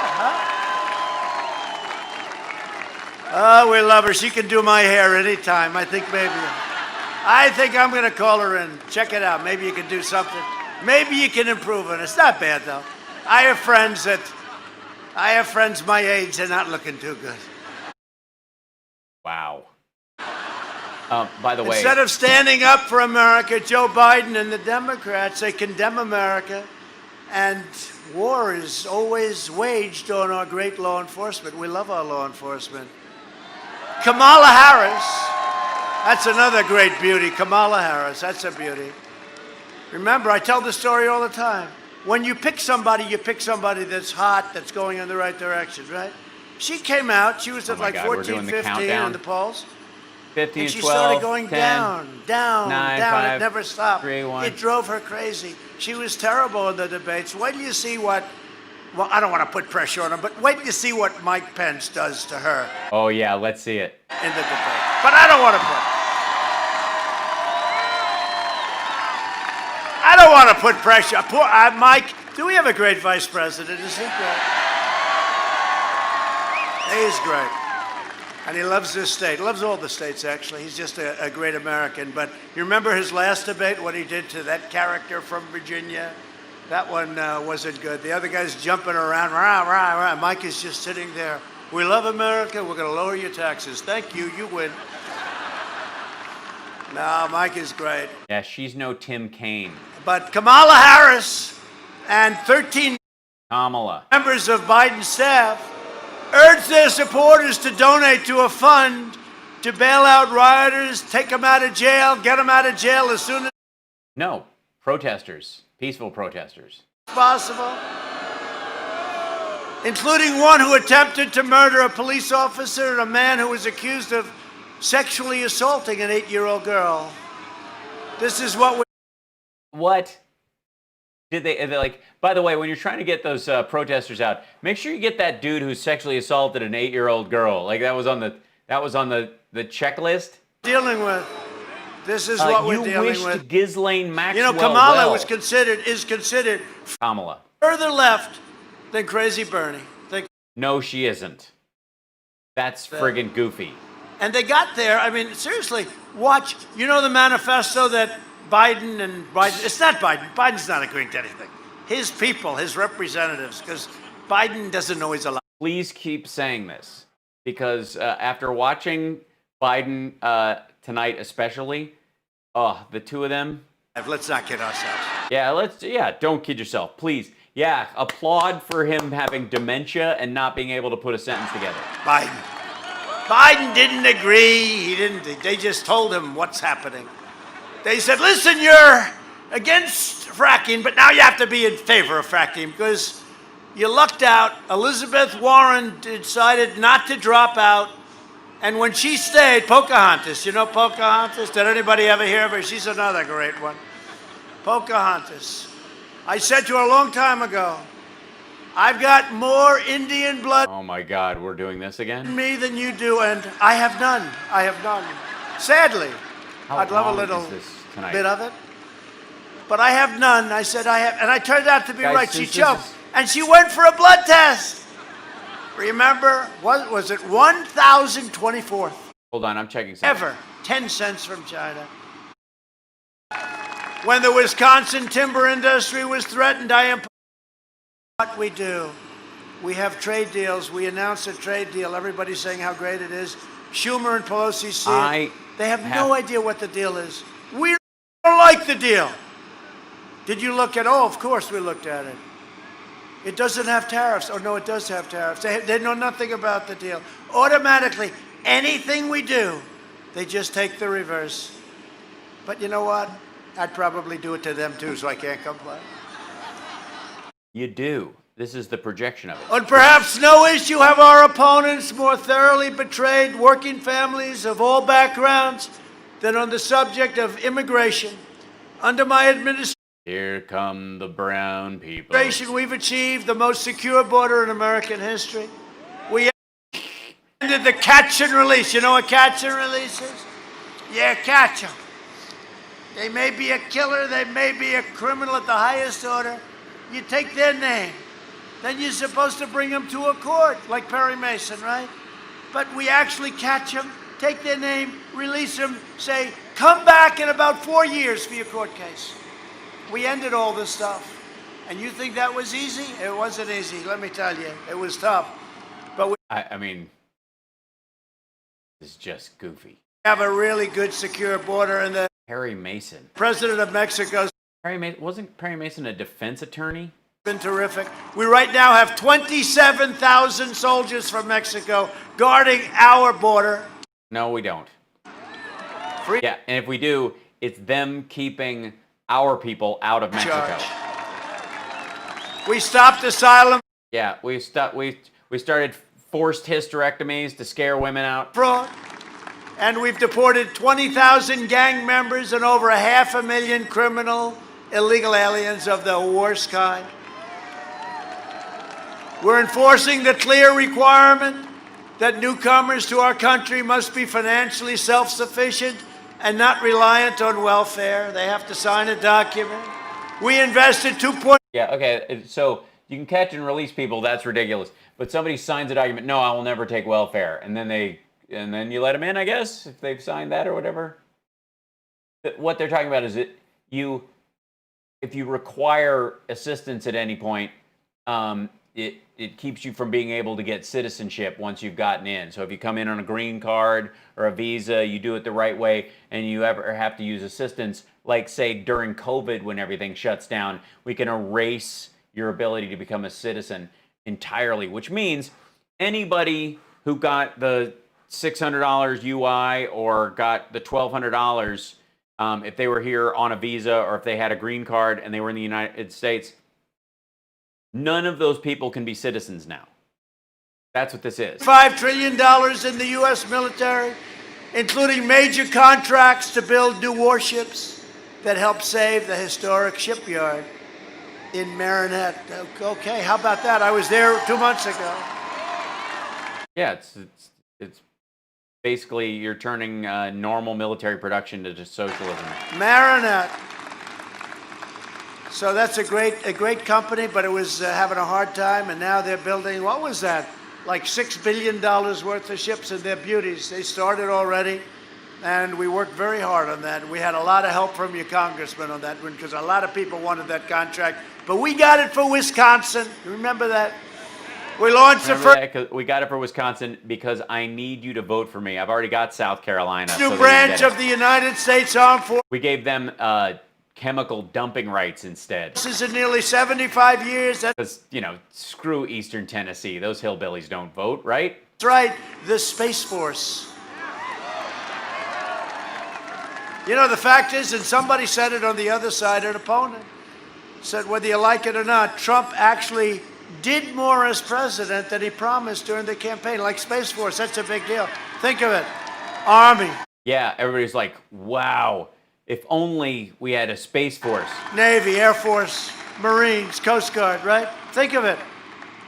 I mean, that's all you heard your whole life, right? The Army, the Navy, the Air Force, the Marines, the Coast Guard. And now we have the Space Force. You know what a big deal? First time in 75 years, it's a new one. Last one was 75 years ago, the Air Force, right? It's NASA with bullets. It's a big thing. I never talked about that on the campaign, right? I never even thought about it. Because somebody else brought it to you. When I became president, I said, we have to do this because I You didn't say anything. They told you. saw what Russia was doing, and I saw what China was doing. Mm-hmm. And they've created this. They already had one? Space Forces. I said, what are we going to do, not have it? It's going to end up being maybe your most important, or certainly one of your most important, because that's where it's at. Yeah, the next war will be fought on the surface of the moon. Dodgeball. In terms of defense, in terms of offense. All right, We I'm passed gonna do 4 more minutes of this, and then this is just ridiculous. Number one terrorist and the mass murder of a... Oh my God, Soleimani, we're going all the way there? At the tail end of this thing. She depleted them too. But she deleted 33,000 emails. Oh my God, really? This is this sounds like the beginning of all this stuff. Like he's just gacked up and jumping. This is all this is. This is just... When is somebody going to pull the string? Ah, come on, fellas. No, that's terrible. 33,000 emails. Try going to court sometime on a civil case. And, when you go before the judge, he'll say, did you delete those emails? Did you get rid of those texts? Did you this, right? They got, and now they caught Weissman and all these guys cleaning their phones because they were under investigation. Now, after you finish the investigation, they have to destroy all that stuff in case it gets in, unless you want the grand jury testimony out. And they cleaned their phones. How many were there? 21, but there were like 33 phones. And yet, look what they do to General Flynn and some of these people that did nothing. He was an agent for Turkey and Russia. They cleaned their criminals. Yeah, that's criminal. It's criminal. They're criminal. It is criminal. Yes, Mike Flynn is a criminal. That's true. They talk and talk and talk. They're criminals. They cleaned their phones so you don't have any of the information. But that's a big... This is like him calling into Fox and Friends live. big problem for them, I would imagine. It's a disgrace that they can... No, it isn't. ...do it. But you know, when you go back... But Hillary got rid of, she deleted, and acid washed, right? Who acid washed? Did you ever ask? And she also used to bang him with a hammer. Remember that? We forget that, right? So let's see what happens with all of that stuff. I think Bill Barr's doing an excellent job, I have to tell you. Yeah, totally. He's doing great. Oh, God. All right. Hold on. Can we just, may I?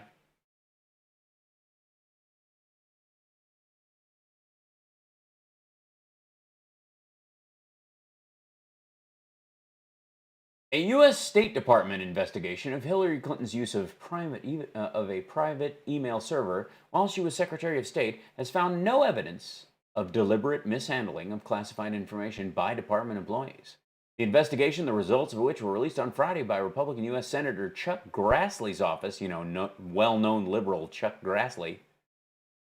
I believe that's a Senator on whether Clinton, who served as a top U.S. diplomat from 2009 to 2013, jeopardized classified information by using a private email server rather than a government one. It's centered on that. Clinton turned over roughly 33,000 emails from her private server in 2014, and the State Department probe found no persuasive evidence of systemic, deliberate mishandling of classified information. The investigation did find that Clinton's use of private server increased the risk of hacking. Didn't get hacked. Never got hacked. State Department got hacked. They all got hacked. State Department server was hacked, as was David Petraeus's private email, as was Colin Powell's private email, but nobody was ever able to break into Hillary Clinton's private email server. The very fact that she was able to, quote-unquote, delete 33,000 emails and no hacker has them anywhere proves that her security protocols were on point. So can we, but please lead a chant of lock her up. I mean, it beats actually dealing with Biden. And he's fighting a very bad establishment in Washington. There's some bad apples in that whole deal. The deep state. But if you think that Biden opposed the mission to take out Osama bin Laden, he was against it. Wasn't against killing Osama bin Laden. He was the dissenting voice in the room saying we don't want to lose any soldiers doing He this. opposed the killing of Are we sure he's there? Soleimani.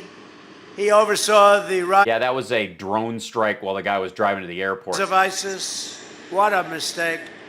And he cheered the rise of China as a very positive development for America and the world. I don't think so. I don't think so. Not Ask Walmart. too positive. If it were up to Sleepy Joe Biden, bin Laden and Soleimani would be alive. No, they would not.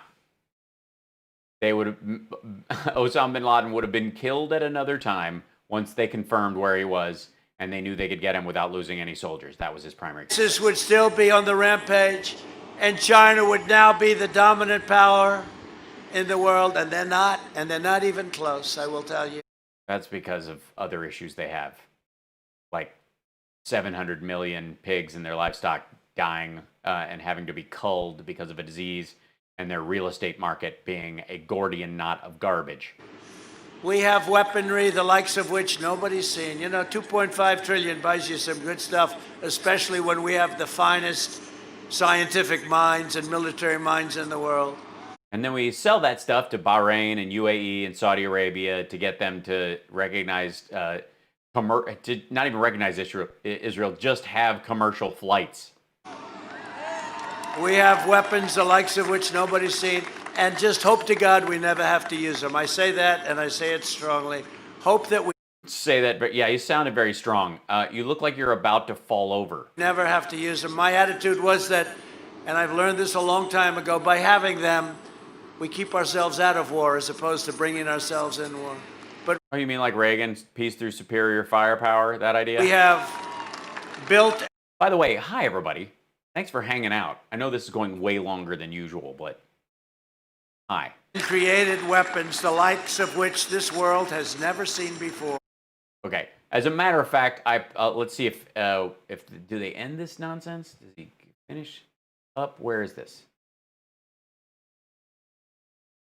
Vote, get out and vote, and if you have to go that route, make sure they have it counted. And they vote twice just to make sure. know it's trouble. They just had another election today, fellas, where it's a disaster. The votes come in, they have no idea, they can't count them. And I don't mean they're off by a little bit. They're off by 20%, 25%. There's fraud. There's missing ballots.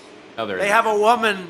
When he says there's fraud, there's missing ballots, the primary thing that he is talking about is this private company that bought an old list of hold on, I'm popping something up.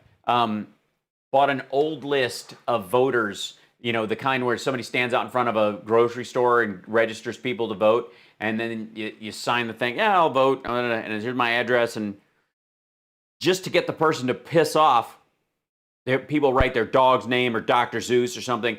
Those lists get sold to election companies and like electioneering companies and political parties, and they're like A-quality lists that have been vetted. Somebody went through, combed out all the dogs' names, all the dead people, checked the voter rolls, made sure they were real. And then there's the ones who are like, this is just the list we have. It's really cheap. The company in Virginia bought the really cheap list, which has dogs and bullshit on it, and people wrote Mickey Mouse.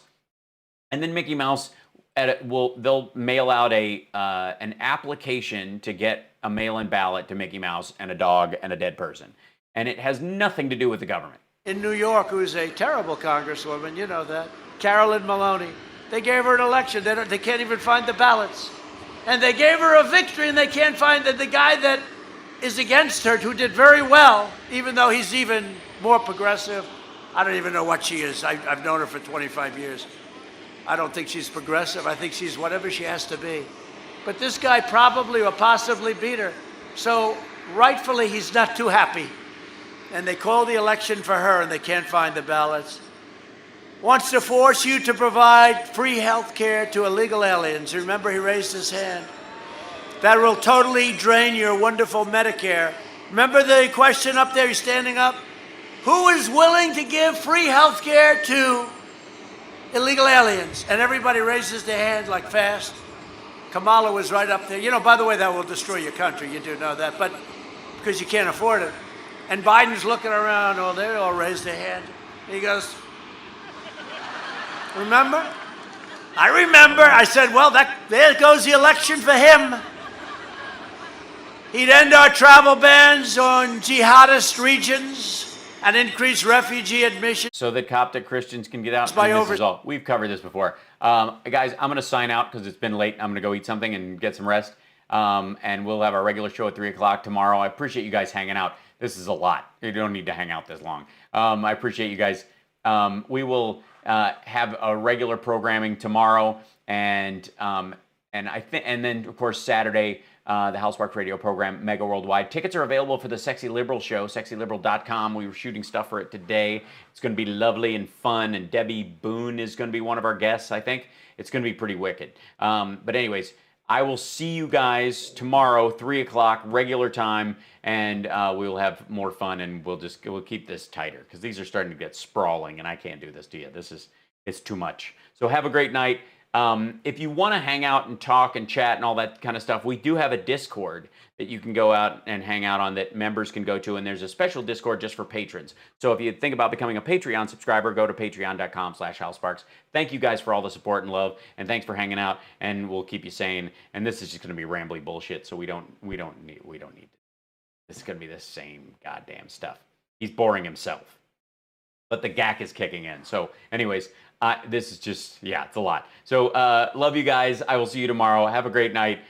Get some rest and get something to eat, and we'll talk soon. And go watch the Biden town hall, the whole thing. Watch the whole thing, so that when people go, there's not even, you did.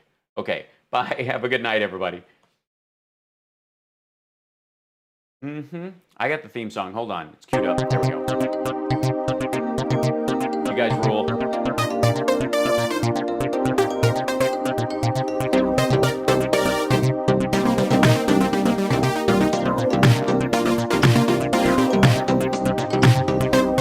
Well, it's a well-known fact, Sonny Jim, that there's a secret society of the 5 wealthiest people in the world known as the Pentaverate, who run everything in the world, including the newspapers, and meet tri-annually at a secret country mansion in Colorado known as the Meadows.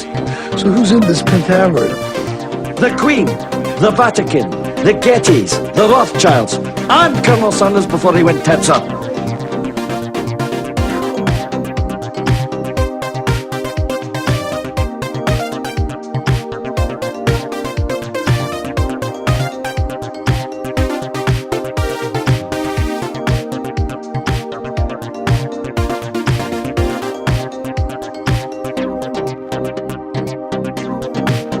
It's not Irish. It's not English. Oh, yeah. Fair, the different kinds is for the horses, you know. It's just, well, it's just pikey.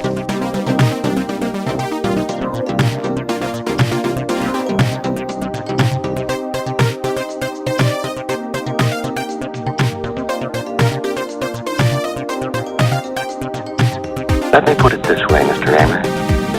The 9000 series is the most reliable computer ever made. No 9000 computer has ever made a mistake or distorted information. We are all, by any practical definition of the words, foolproof and incapable of error.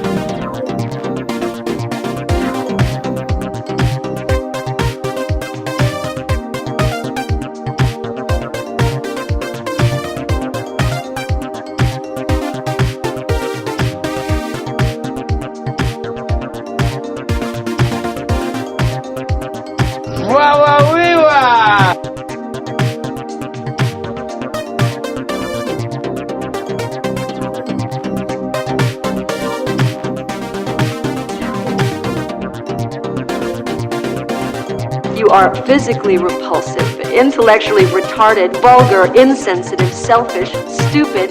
You have no taste, a lousy sense of humor, and you smell. I feel like a Kentucky Fried Idiot. Bring out kiddies!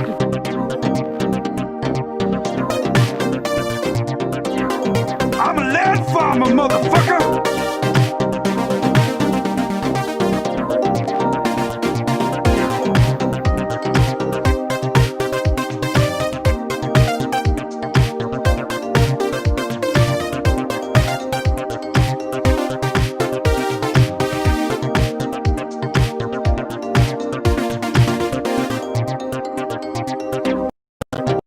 That's the kind of fight it's gonna be. Do you have any applications? This is the worst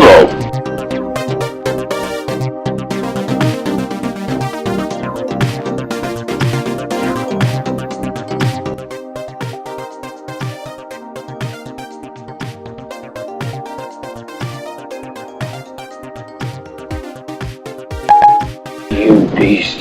You savage. Come on, bark like a dog for me. I'll use small words that you'll be sure to understand, you warthog-faced buffoon. Vote-tang! Vote-tang! Vote-tang! Vote-tang! Motang. Did you have a shake? Motang. Diet Coke! Motang. Take off, eh? I'm your father, Luke. Give in to the dark side of the Force, you knob.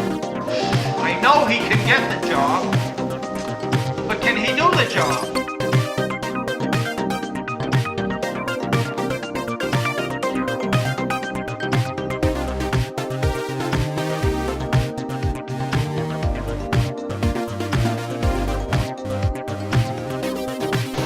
There's a force in the universe that makes things happen.